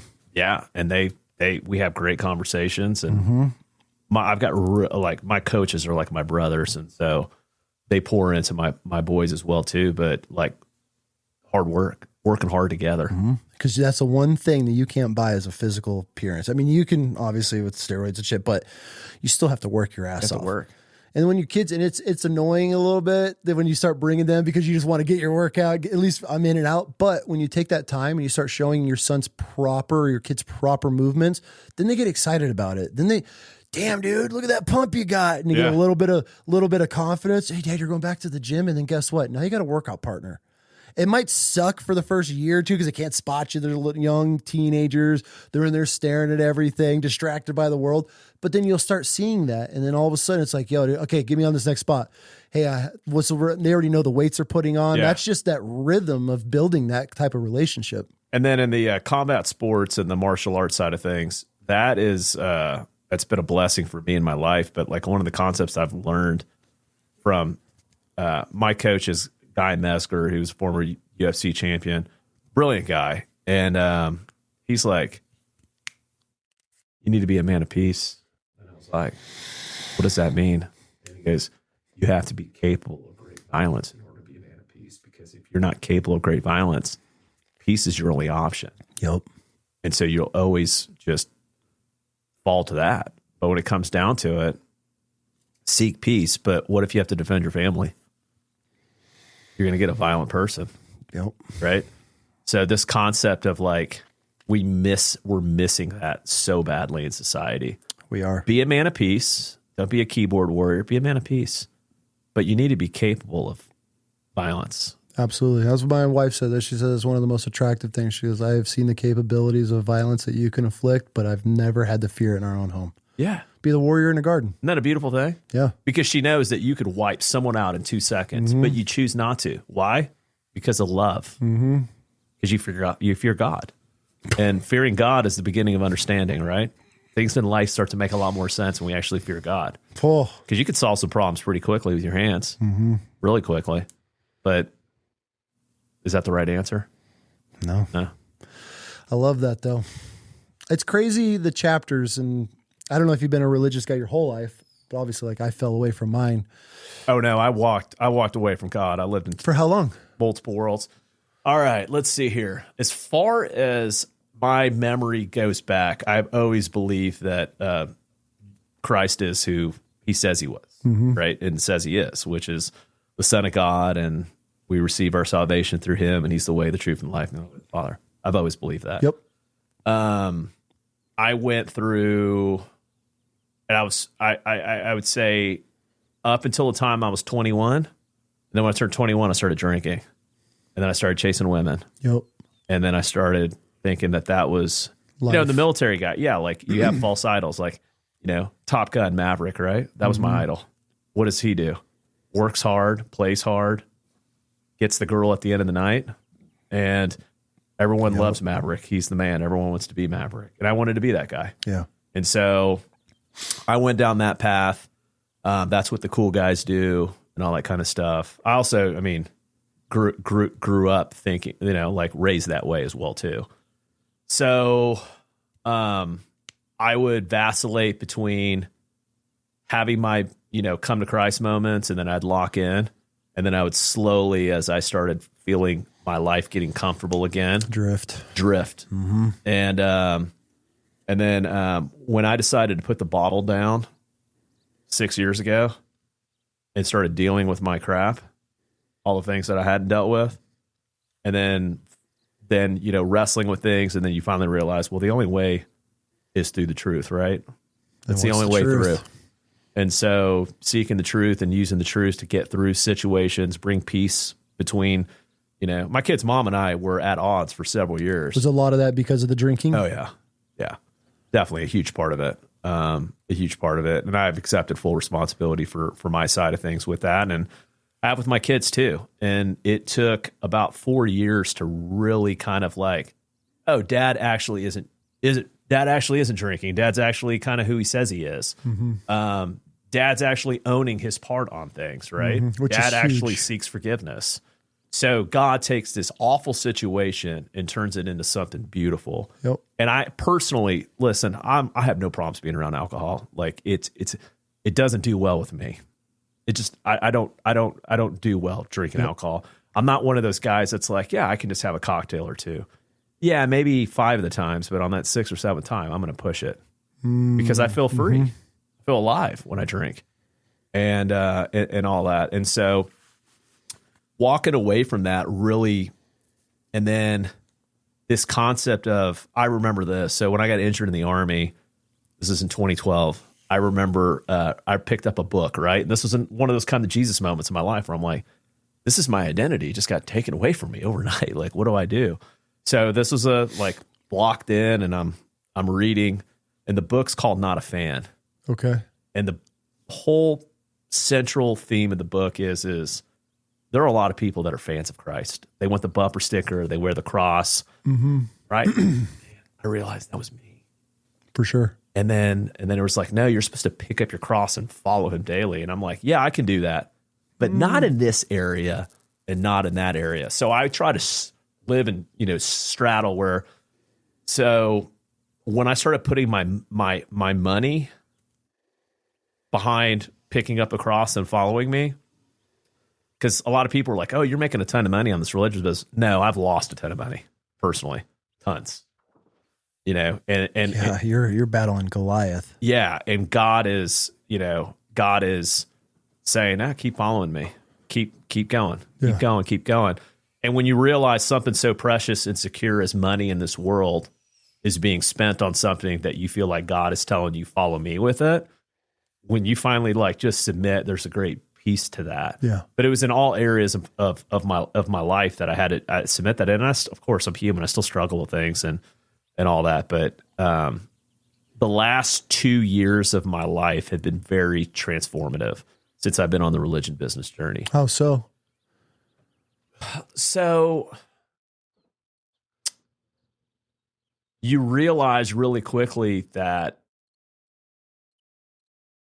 you need to be who you say you are if you're gonna really call people out. Like, you have to have your shit you have together. to be able to walk in the light also, right? For sure. And so, and then putting your money behind it also, and it not working out the way you financially thought it would work out, then you're like, you really start to see that happening, and then you start to see the fruit of that developing with your own children. Your children are like, you are who you say you are. Yep. And that's a beautiful thing. But for me, it's just been, my circle's gotten a lot smaller.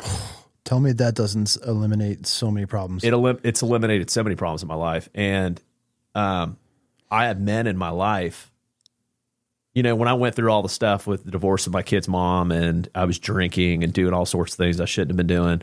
At that point in my life, I didn't have men really calling me out and telling me, and look, this is my fault. I'm not some victim to be like, I didn't have any men calling me out.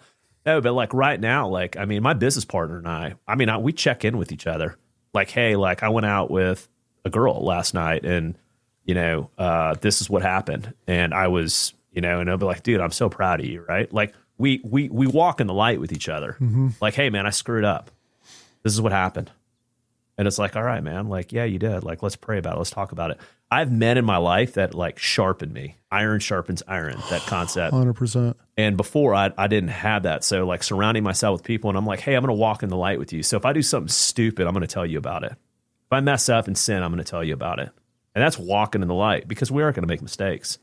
But then when you have somebody that you could share that with, and they're going to not instill fear in you and tell you you're a piece of crap, but love you through it. Accountability. Yeah. But you can't have accountability without transparency. For sure. So you have to be able to be, that's the whole thing. The churches need to be accountable. Well, they have to start being transparent before they could ever be accountable. period. That'll never happen. Do you think, okay, kind of shifting back to our original conversation. Great question. Great point. Do you ever think that, I guess, one, what's the goal of the religion business? Yeah. And two, do you ever think that these churches are going to wake up? Or we're going to force them to? I mean, is it?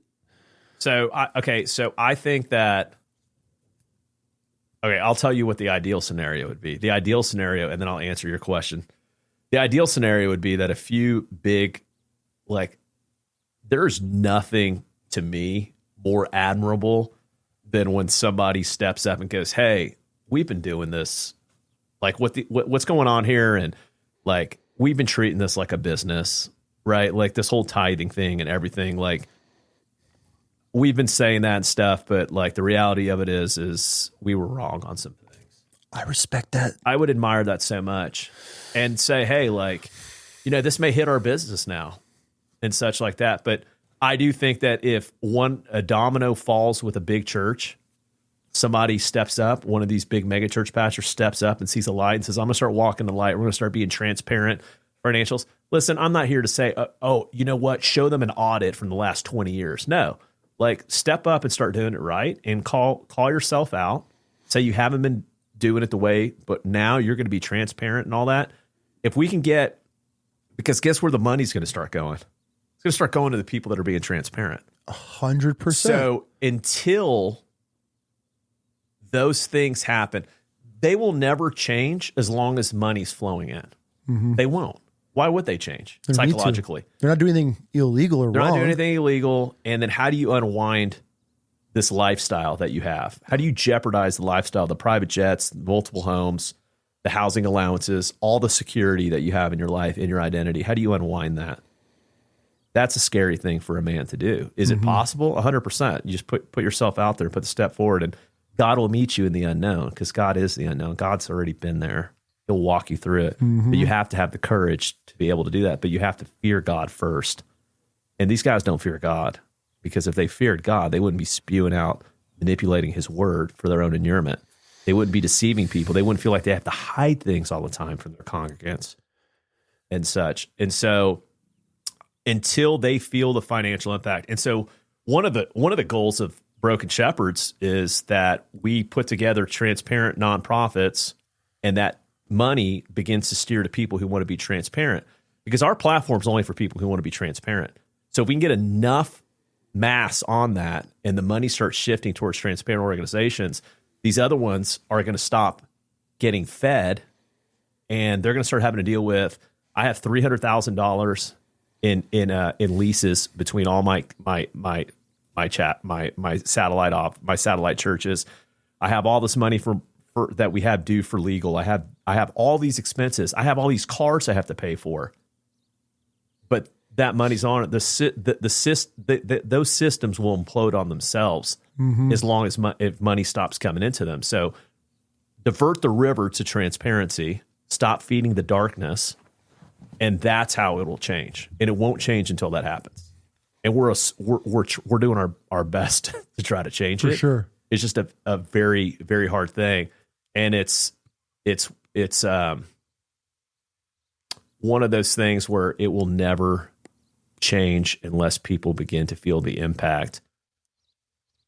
And then they will, at that point in time, they will implode, or they will come over to the light. One of those two things will happen.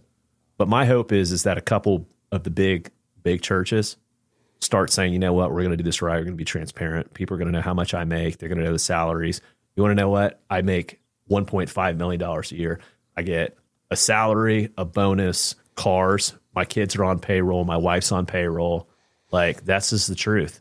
And we've been operating like this, and I want to share that with you. And I get a housing allowance from you guys. That's $200,000 a year. And you guys paid for my down payment on my house. And guess that house is in my name, so I get the full benefit of it. If someone could step up there and just say that, I think they'd be surprised. Yeah, are they going to get some criticism?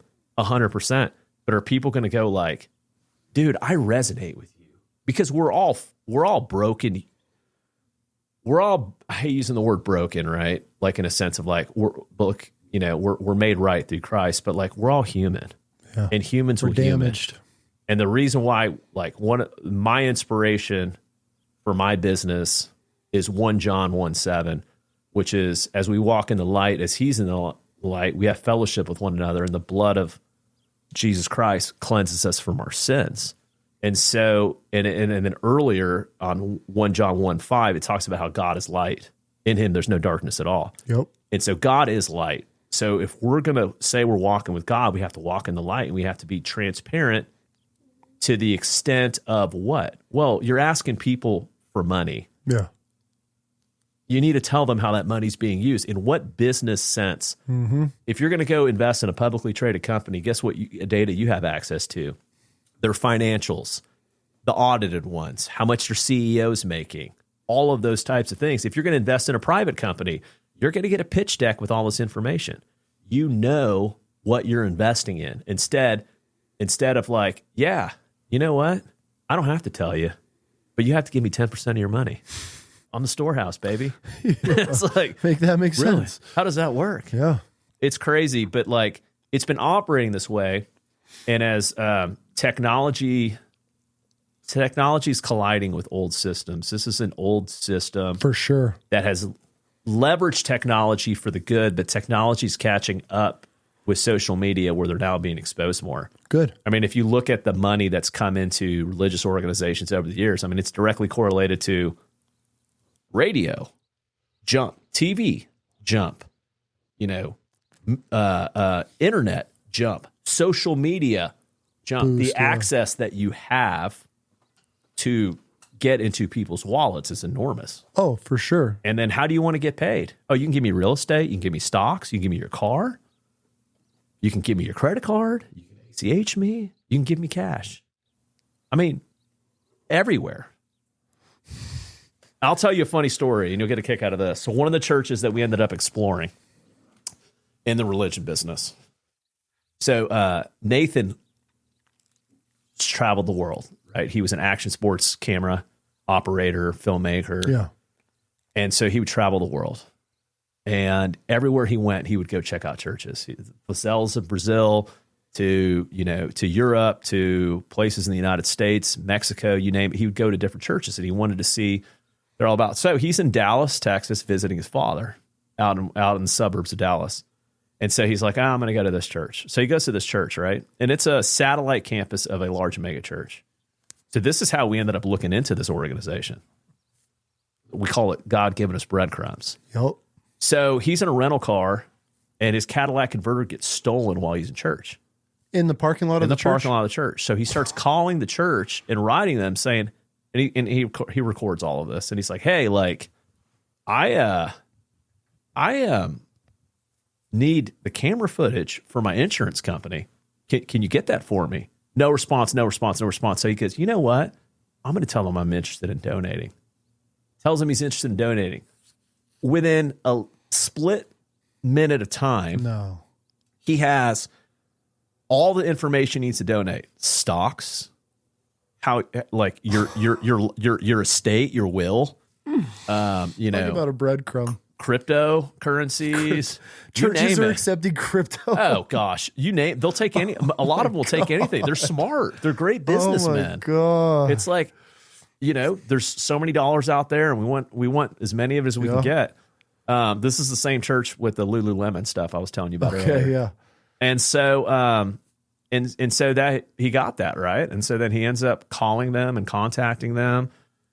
Then he starts doing due diligence, finds the housing allowance stuff that we were telling you about. Mm-hmm. Goes off to that, goes, and then writes them and says, "Hey, I want to talk to you guys about this housing allowance. I want to know what it is. This is what I knew what it was in 2004."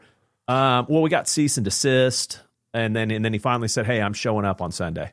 So he shows up on Sunday, and he's got the camera. Glasses, yeah. Yeah, so he walks in, and like literally within a second, a security guy sees him, spots him. And come to find out, they nicknamed him Hot Dog. They had his photo like in the security center saying, "This is Hot Dog. If you see him, like alert authorities immediately." And my business partner is not a violent person, and he didn't even bring camera crew inside. The camera crew was outside, so they they threatened him. They kicked him out. Then he came back with 2 signs and was just hanging out in the parking lot, and they arrested him for. And the signs. I've seen this. Yeah. Okay. This went viral. It did. Yes. Okay. And the signs literally just said, like, what's your housing allowance and your salary to the pastor. And the pastor goes driving off, and his he took offense to us calling it bulletproof, armored Range Rover, right? He comes flying off like jumping curbs and stuff, escaping, and then went and told everyone that there was this psycho madman that came to the church this day and all that kind of stuff. And it's like the dude had 2 signs. Right? Like let's relax a little bit on that. But yeah, that's the love of money, right? Avarice is the root of all evil. Money is not the root of all evil. The love of money is. Facts. Yeah. Facts. What's the craziest stuff that you've uncovered that these pastors have bought with tithing money? Okay, so here's a good one. I mean, I mentioned to you like $20 of real estate and such. So there's a pastor out in the Pacific Northwest, Justin Bieber's pastor, Judah Smith. Okay. So Judah's father started the church that they have up there in the Pacific Northwest. I mean, Russell Wilson was on the board of this and everything. Like, I mean, it's a very popular church. Judah's very charming and all that kind of stuff. So Judah's dad passes away, and there's like 80 some odd $1 million worth of real estate that the church owns at this point. So they decide to sell it, which again, you just need like the board's permission, I guess, and such, but you pick your board. 100%. Right? You don't want them on the board, you fire them. You pick your board. 100%. So they sold off a bunch of the real estate, and nobody knows where 80 million? Well, not all 80 of it. Oh, you said a lot of it. Okay. They sold a massive chunk of it. And then there was a life insurance policy that was a key man policy that the church was supposed to be the beneficiary of.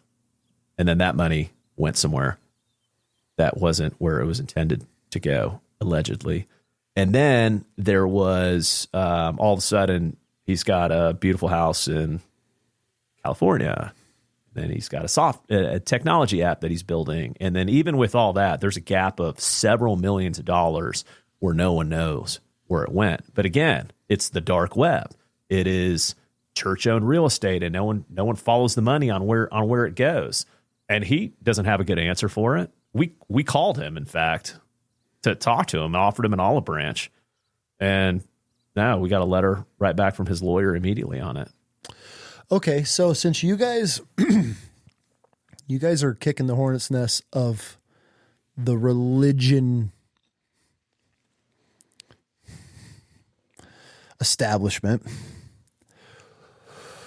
what are some of the threats? What's the negative side for you guys? Because you're not just going after this little mom and pop church where the guy's driving a Mercedes and you're like, okay, whatever. You're going after mafioso size establishments that are run like the mafia. Or, what falls back on you?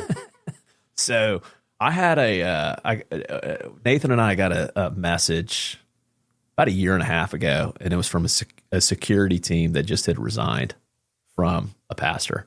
What can you say? What pastor? I'll tell you offline. Okay. Yeah. The only reason why I'm saying that is out of respect for the security team that contacted me. Okay. So the security team contacted us, and they were like, they were asked, I think the amount of money they were spending about $100,000 on hiring people to dig up a bunch of dirt on Nathan and I. And so they started digging up stuff on me, and they find out like I'm a successful businessman who's a war veteran, who's a father of 4 children and doesn't have a criminal record. Yeah. They're like, dude, we're not like, and these guys are veterans. So they had the veteran code. They were like, I am not going after one of my own. Mm-hmm. Then there was a discussion out there, and they asked him, they go, are you going to put a hit on me? And the pastor refused to answer that question. Now, that's a pretty simple yes or no. Yes or no.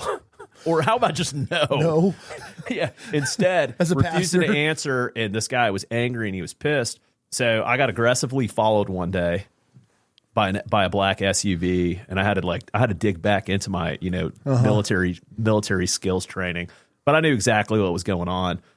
So I had to get security, and you know, I got like spikes on my fence and all that kind of stuff. I had to really take it very serious. So fast forward a few months later, it's early July, and we're at the premiere of The Religion Business. We're showing one of the episodes in a theater before its official release date, which is July 10th.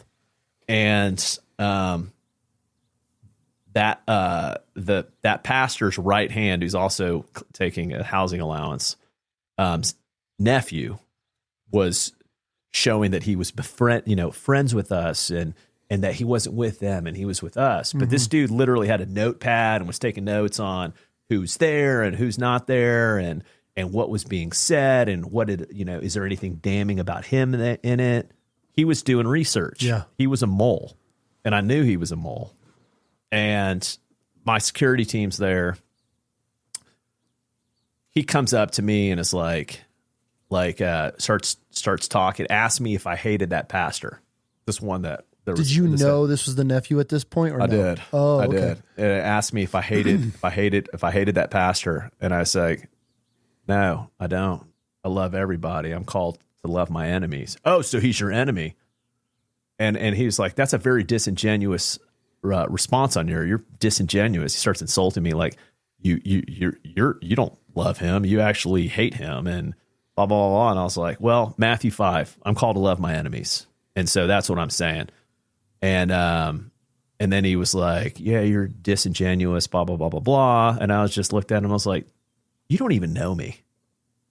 And he got a little, and then I had to go speak. So I left, and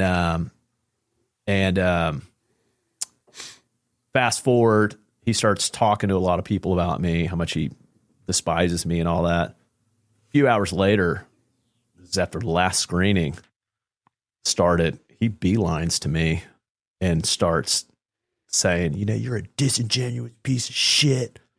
You blah, blah, blah, blah, blah. And I just looked at him and I go, I'm sorry you feel that way. Mm-hmm. I'll pray for you. And then he was like, yeah. And I was like, yeah, I'm sorry you feel that way. And then he came at me physically. Really? Yeah. And then one of my security guys stepped right in between us and such. And then wrote me the next day and said some nasty stuff to me and all that. But, having to deal with stuff like that. Nathan had a gun flashed out at Kenneth Copeland's property. I think it's episode 3. You'll see it. Is that on the airport strip? Yeah. That's Nathan? Yeah, that's Nathan. That one, dude, that happened a while ago, didn't it? Yeah. That was in the filming of season 1. So that was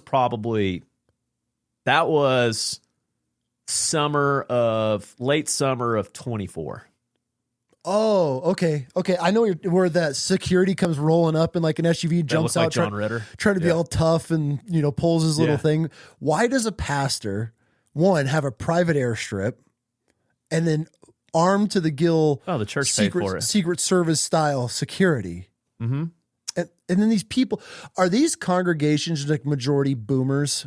In some of these massive boomers, as you know, or they're set, right? I mean, even if you look at like the current state, right? Like the generation, it's like, yeah, we should be in Iran. Like, let's get them all. All the problems in this country right now, we can just go ahead and give that to the boomers. Yeah. But I'm being legit. Are these church? I feel with our generation, we're kind of waking up, but I feel these mega churches that have such a boomer audience, is that who's falling for this and not asking questions when their pastors rolling up in a G-Wagon? Yeah, and they also have money, right? So since they have money, they don't care. Well, I mean, they have the money to donate. Yeah, in a sense, right? Yeah. But like, they're not. This, I know this sounds offensive, but they grew up without the tools and capabilities that your kids and my kids are growing up with, which is like cameras and videos and everything's documented. Everything's documented. And our generation is a lot more of a research heavy one, right? Because we grew up in an old school world and then now have all these capabilities, so we know both worlds. So we're doing a lot of that investigative journalism now and know the difference. But like, they don't do the research that we do. Mm-mm. So they're trusting in institutions. They're whether it's a religious one or not. And then who doesn't want to think that if they give money, they're going to be blessed tenfold? If you knew that if you input in any business, like, hey, you know what, Bam, you invest $100 in this, and guess what? You're going to get 1,000 back. You would do that all day. Mm-hmm. You do that all day. Like if I were to know that if I invest $1,000 for the religion business and I know that I'm going to get $10,000 back, you would do that all day. Yeah. But that's not like from the heart. Yeah. That's straight up like money. Yeah. And you end up doing it for all the wrong reasons. And then when does it pan out? You're like, you didn't have enough faith. 100%. Then you get the narcissist Christian that uses everything behind him to push it. Okay, I got a kind of a weird question for you, personal. Mm-hmm. Since you're attacking the religion mafia, is there a seed planted in the back of your head when it comes to your personal life? These women that you're dating, any people that are coming into your life, is there a side of you where you almost have to think everything is a plant from these churches? Because they have the ability to do whatever they want for you, to set you up, 100%, walk you into a trap. Do you have to live your life like that? Does that suck? It sucks. It sucks, but it's also a great reminder for personal accountability. Yeah. So like you use it as a weapon back to your own strength. 100%. Yeah. And then again, it's like one of those things where it's like, you know, oh, you're going to get me on something? Okay, fine. Try. Then I'll walk in the light on that too. Uh-huh. Maybe you should walk in the light and realize how ridiculous you are. But yeah, I mean that's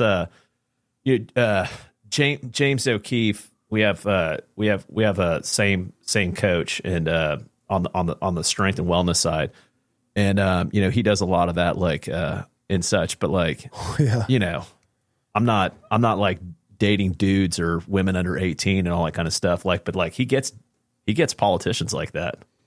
That's why, because if they could just get one of you, then your whole entire establishment crumbles, because then one of the pillars gets knocked out. That's why I think of it, because even with her and like this, because I'll go hard on Israel and shit on some things, which rightfully so. I that's my belief, and I live a life now, and I'm not even nowhere near what you guys are doing. But now I just look at everything. I was telling the wife about it. This woman walked in the gym not too long ago, and I looked at my buddy, and I literally told him, I go, she has to be AI. Like, it was just the way it was put together. I go, that is my exact words. That's the devil in the flesh. And she was just patrolling, doing her little peek. And I came home. I'm like, I feel like I got my first Israel plants, because I was going hard at the time on it. Yeah. I'm like, they're trying to get me. So I even, there's certain times and scenarios where I'm like, yeah, no, someone's recording. There's something going on like this. Because I don't live my life in fear, but holding myself accountable. I have a community for men. I'm mentoring guys online and dads and husbands and all this stuff. So it's a self accountability check at the same time, because things that I used to fall for the trap years ago. Yeah. But you'd be like, oh shit, okay, I still got it. Now it's like, that's the devil in the flesh. Very mindful of like, why are you asking me so many questions about this? Right. Right. Do you get that often where you just, because obviously you meet a lot of new people, or is there certain questions when they ask it triggers, that's not a normal one? You don't have to tell me what they are, because I don't want anybody to know. No. I mean, there's been a couple and stuff like that. I got like a weird question or something like that one time, and I was just like, I just like called them out on it, and I was like, that's a very like that's a question that like somebody would, like a plant would ask. I just straight up hit him with that. Yeah. But yeah, I mean, those types of things for sure. That's where it's at and all that. And that's why, like, you know, I can't be like on dating apps and all sorts of things anymore. Right. Like those are just things that you just can't. Especially with you guys are putting yourself out there like that. Yeah. It's worth it though. Yeah. I want to touch briefly and we'll wrap this up. I want to talk the kids stuff that you guys got coming on. I know we touched on it a little bit, but I live in this world, and my wife always has to check me on it, because especially kids online, games, how the way that the level of grooming, when it starts, how it's working. And I get this we should know. We live in 2026. How do these parents not know that Roblox is run by pedophiles? You know, all the traps and everything that's on there. From a father, from a dude that has built a career now of outing establishments and things like this. What are the things that is going on right now on the internet that are just kids are just falling for, or you're seeing the games? What's going on the kid side of things that you guys are uncovering? So one of the biggest things is you used the word grooming earlier. Okay. So the best thing we could do to educate our children, what does grooming look like? Right? We're huge on this. Right. Somebody starts being friends with you. You feel like, oh, wow, I'm getting attention from, a camp counselor. I'm getting attention from somebody who's a big influencer, whatever it is. I'm getting attention from somebody. And then it starts off very innocent and kind of friendly. And then it escalates to something. So teaching your children what this grooming process is, we could say all day, don't get on this site. Don't do this. Don't do that. But no matter what in life, your children may face this grooming concept, and they need to be aware of what it is. So pour into them this concept of grooming. And correct me if I'm wrong, the majority of children that are being groomed is from somebody that they know or close to the family, correct? Correct. Which is even more terrifying because we want to show our kids, hey, that's a creepy van, free candy. That's how we grew up. Don't ever get in a van. But that's not even what's happening anymore. It's all internet. It's all photos. Yeah. So I feel our generation is missing the curve. Okay, don't talk to strangers. It's not the stranger that we still always have to worry about the stranger. So obviously strangers heavily on the internet, and then strangers being people that work in institutions that we've abdicated certain things to, like, for example, like a children's camp or Sunday school. I mean, you hear stories like crazy now, right? We're like, oh, the youth pastor. These guys are catching these little vigilante chomo catchers. Yeah. How many pastors they're finding? Yeah. Cops? Yeah. Public figures? Yeah. Yeah. Yeah. And they're all why? Okay, here's a question. Mm-hmm. Why is it 14-year-old boys? Why is that the sweet spot? All these I don't know if you've seen a difference in numbers, but I'm big. I got a couple of them lined up to come on. These guys that are out catching the predators and beating the shit out of them. They're preying on 14-year-old boys every time. 14-year-old boy, young boys. And I feel the statistic of these teenage boys that are attacked more than anybody. It could just be because those are the guys I'm watching, but it seems like every time I see a predator getting caught, they're trying to meet up with a young teenage boy. Have you guys seen anything behind that? So males tend to be, like, the statistics show that girls get abused more than boys do. Okay. But when it comes to like camps, it tends to be more boys than girls. Boys will also, like, keep it more in the vault than girls ever will. When you're a 14-year-old boy, like, you want to be accepted by young adults or by adults, right? You're in that phase and stage of your life where you're more vulnerable to that. And such, and it happens often at camps, right? We talk about like Camp Kanakuk and such, where that's happening there. But I don't know. We're interviewing with this in this process, this, like, the mental psychologist side of this, because these are types of questions that we want to get answers to for the next episode. So that part's ongoing. I don't have a direct answer for that, but what I can tell you is one of the greatest targets and plays is getting boys and girls that are underage to take a photo of some sort of themselves. Nude or just face? Nude. Start face? Okay. Starts face and then ends up becoming topless and then everything else, right? It's a process. Yep. And when that happens, then they have something on you. Then they'll say, hey, like, if I don't get X dollars, I'm going to send this to your parents. I'm going to leak it to your parents. Sextortion, right? Sextortion. So then you have this child whose brain, think about this, is not even close to being developed, doesn't know what to do, is petrified that their parents are going to kill them, is petrified of all the embarrassment and the, this concept of that image of you is going to live on to eternity, and there'll always be a nude image of you out there. They end up killing themselves. Yeah. That's one of the reasons why suicide is so high in that area. And so we have to be able to wrangle this stuff in and be able to I was in DC at Tim Tebow's hearing that he was doing. Oh, he's on my hit list. He's one of the few people on my. Yeah. I love Tim. Tim's doing something noble, but Tim needs to not be afraid to piss people off because he's around people who are part of the system in these problems, and he needs to start calling people out. Not just talking about a problem, but calling specific individuals and organizations out. The problem. And I'd like to see Tim do that more because he has he's got a reach. He's got a reach, and he's Tim Tebow. Yeah. Everyone loves Tim. I think Tim's problem is he's too Tim. Yeah. Tim wants to be liked. You can't in this world. You can't.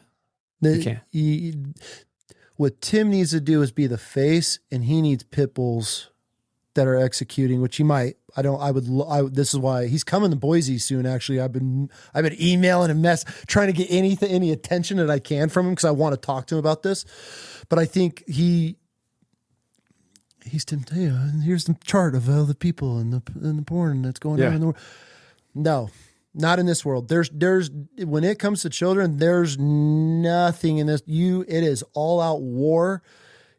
You need to be headhunting these people because they don't care. What they're doing to children, you can't come in and granted, he's got that perfect image, but that's where he needs his headhunters in there just going through and just lobbing heads off for his mission while he just stays the face of it. I love Tim, but it's like, bro, you got, especially if you're rubbing elbows with people that are participating in this or defending or passing laws and legislative bills that are helping protect these people. So no, we're not going to associate with those people moving forward because you're part of the problem. He needs to be a little bit more feared than he is. 100%. Right. And he gave a great pitch to Senator Hawley and several other senators, and the senators are all like, we need to do something about this. Let's go. Let's do it. So I'm like, why on earth does this not make it through the House and Senate? And this is what I got told. It makes it through the Senate.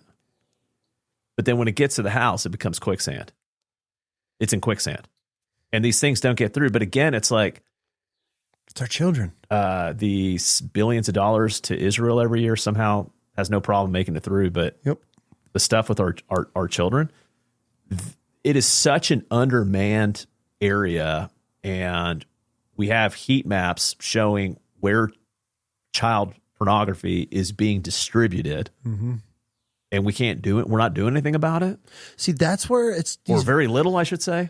I mean, there's a new vigilante every week popping up on Facebook that are catching these predators. How do we not just build these task force where now it's a good Samaritan, right? Now it's the good Samaritan, which I know this can get really ugly and get into the weeds, but they're already doing it. They're already catching these predators at Walmart in the middle of the night. And God bless those guys that are doing that. Mad respect, because they're filling a void in that the government's not filling. That's where it's like, how do we build a task force instead of having cops that are harassing people over the dumbest shit, loud music in the middle of the day, whatever it may be? Hey, we got one. These guys got it. Activate the National Guard and start kicking doors down and solving this problem. That's how we do it. That's the task force. The technology out there exists. Yeah. A lot of these, they don't have the funding to buy it. Like literally, I'm having a conversation with an ICAC officer. What's an ICAC officer? People Internet Crimes Against Children Task Force. They're the ones telling you, monitoring the internet, the CSAM, all that kind of stuff. Gets a case. He's having to turn the case down. Why? He doesn't have a $350 hard drive, man. Like, are you kidding me? So the victim's father is the one that bought him the hard drive. Oh, my God. The forensic computers. You ask them, hey, how many more cases could you work on if you had this new forensic computer? I mean, they would be 4 or 5 times more efficient. Okay.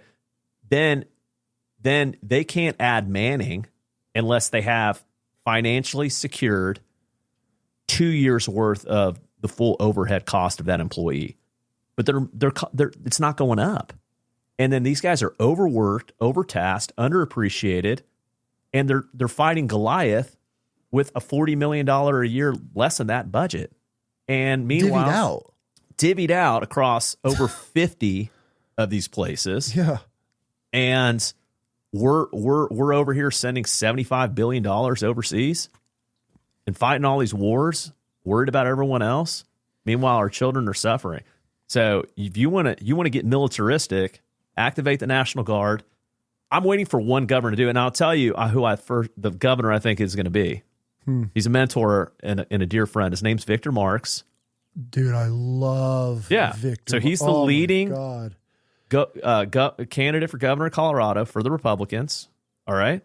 And he'll be the first one that'll get the stuff done. But Victor, they'll tell you, okay, part of the reason why because he's got a All Things Possible Ministries. All Things Possible Ministries also has Protecting Children's Innocence Task Force. And so they're on Broken Shepherds. Protecting Children's Innocence Task Force, so All Things Possible Ministries, Victor and his team, they'd go overseas, kick doors down, rescue people, crush bad guys, get those kids out, extract them. And his wife is the best. And she'd go to Iraq with him, rescue children. Mm-hmm. And she would be loving on these kids and making sure that they get in good hands and all the sorts of stuff. So the PCI, the Protecting Children's Innocence Task Force, was stood up because in the United States, the vigilante thing, like they don't have the government authority to do things. Like if you are perceived that you are doing like police type work in this space, the whole case can go south. So we need real law enforcement. So they stood up so they could support the law enforcement people, train them, buy them equipment, buy them technology so that they can do their jobs better to help, because this is a void that the government's not filling. So they're filling it. But I think Victor might be the first governor that'll do that. I want one governor to activate the National Guard, and I'm not saying he's going to do that, but I want him to activate the National Guard and go after every pedophile ring, go after every single thing in your state, and then you'll start to see the dominoes fall. Mm-hmm. Like, hopefully we pull our head out. I mean, everybody's right now all in up and, oh my God, Idaho just brought back the firing squad. Cool. I don't care. Let's pass some laws that we start catching these pedophiles, these guys that are in here and they're creating the AI images, everything that's going on. And that's, Victor, that dude, good for him. Yeah. God bless that man, because from his childhood story, I followed him. I messaged him a while ago when we were little, like not even to come on the show, just as a, wow. Like, I don't even know how I stumbled across you, but that is the epitome of just God's work right there. And I'm glad you guys are teamed up with that. And it would be cool to see him. But I mean, if we're going to be passing the firing squad here, you should try to interview him. I would.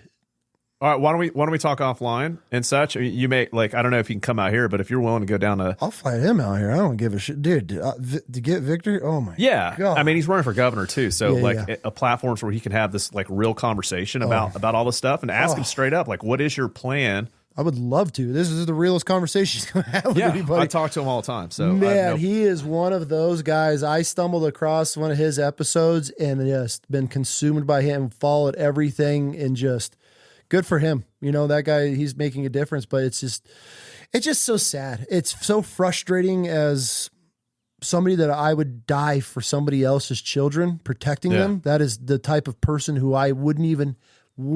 I see that thing going around on the internet. Would you die for your children? I am murdering everybody in my way that is harming somebody else's children. You were willing to die for... I'm willing to die for my country and all these strangers. You don't think I'm going to protect a child? You were willing to die for Lindsey Graham, baby. You say it like that. when you word it like that. Well, that's not what we thought at the time. Yeah. I'll tell you a funny Weapons story. of mass destruction, right? Hearts and minds. So in 2004, when I won Air Force Cadet of the Year, I was invited to then President George W. Bush's office. So I got in the Oval Office, and I mean, you talk about drinking the Kool-Aid at the time. Oh, right. We all so did. we're now in Iraq, and we're now in Iraq. We'd already been in Afghanistan. I hadn't gone yet to Iraq, but even when I was in Iraq, I mean, I was drinking major Kool-Aid.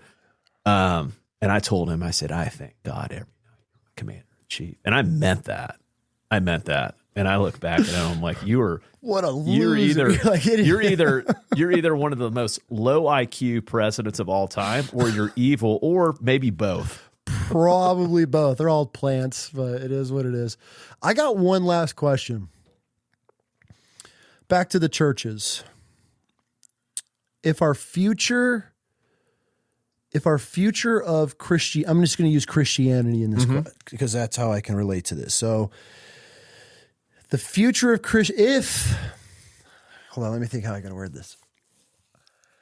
If the future of Christianity is built around mega churches, and now these mega churches are putting the mom and pa churches, I feel, out of business because they just cannot compete. Yep. So now we have this Amazon, Walmart structured church that is killing small businesses, aka little churches. Yep. What's the future of our church, the church status in this country? This goes back to your faith being your own, reading the Bible, having your life be church, meaning the way you live your life, that every person that you talk to, 2 or more are gathered in my name, I am there. Mindset. It has to go back to that. It has to go back to having a direct relationship with God through the way, the truth, and the life, which is the only way of the Father, which is Christ, who died on the cross. That right there, that mindset, you have to have that, because if you keep thinking, we as society keep thinking, we need this, we need to go to this big box church on Sunday, and we need to do this, and we need to give our 10%, you're just continuing to feed the machine versus like, what can I do for my local community? What can I do for my brothers that are in here? Like, there's a guy that's got a home churches are growing rapidly as well too. So a good friend of mine lives in Ohio, West Point grad, Army Ranger, infantryman, just a stud. This guy, his father-in-law had started a home church network, and then while he was in the military, he was starting home churches at every base that he was at. Cool. And he reached out to me, and he was like, "Hey, like you were just talking." He's like, "Community, like, hey, like, there's opportunities to help. There's a family who's wanting to adopt a child, and they need funds. They're within our community and such like that. Like, those are like the types of opportunities that come from the community." There was somebody in his in the community that had gotten like sex gender transitioned, and I think like the churches in America have turned their backs so much on people who have fallen into LGBTQ stuff. We're not over here saying like, "Oh, you did the right thing. You cut your thing off." No. It's like, this person's still a human. This person's and they're hurting. They're hurting so badly. I'm with you on this. And so that community is rallying around this person and showing this person love and talking to them about Christ and introducing Christ to them. And something beautiful is going to come out of that, but we need more of that. It doesn't mean you're going to support it. I'm not backing what you stand for because it's against everything I stand for. But at the end of the day, if you're going to consider yourself a Christian, I won't, like I said earlier, they're on their shelf for me. But at the end of the day, if they had a question and you could answer that to maybe start thinking, hey, you are worth more than what you've been lied to about, how you're confused on what you're thinking. That's all being so far pulled from God. That's why. And so then you look at these, I guess we're gonna have to save it for a whole other conversation, but that's my problem with Christians. Christians are the ones that push me so far away from Christianity. The word religious, it's funny. I hate the word religious. Yeah. So people ask me, they're like, "Oh, you seem religious." And I'm like, whoa. I'm not religious. Cause like, I'm a little more patient than that. I'll be like, hey, what's your definition of religious? For sure. And then they'll be like, "Oh yeah, like you're a churchgoer and, and stuff like that." I'm like, I don't go to any institutional church. Like my life is like church. This is like my mindset. Yeah.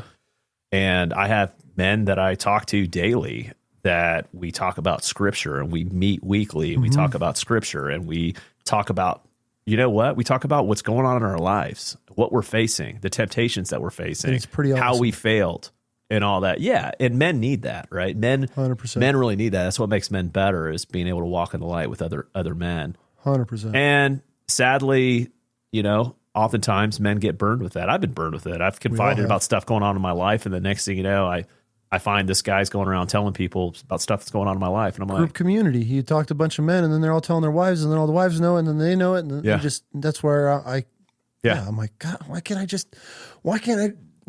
just find other men that just are, hey bro, we're here to help. Hey, I want to better myself. Hey, I have questions that I need answers for, and I'm here for it. I don't need the gossip. I don't need titles and positions. I just need community. And that's been the hardest thing. I literally had to start my own community and then build the men inside of it to have what I wanted, because I would go to these groups and community, and then I'd sit, and then you almost get like judged and all. And I'm sitting here going, I'm the only veteran in here, and they're all looking at me because I'm telling my testimony. Now I look like they're judging me. That's why I go back to how Christians are the ones that have driven me and keep me so far away from the establishment of church and everything, just because of how we let our flesh get. But it's so hard to find those ones and twos, quality ass men that you could sit down and be like, yo, dude, I'm struggling. They'd be like, me too. All right, how do we get through this? And that just, I feel as a society, we've been so groomed to not be those guys anymore. But to me, that's the most alpha shit you can do. Besides following God, is the most alpha thing that you can do. Finding that community, which is so hard. yeah. Question for you on this note. How many denominations do you think we have in Christianity?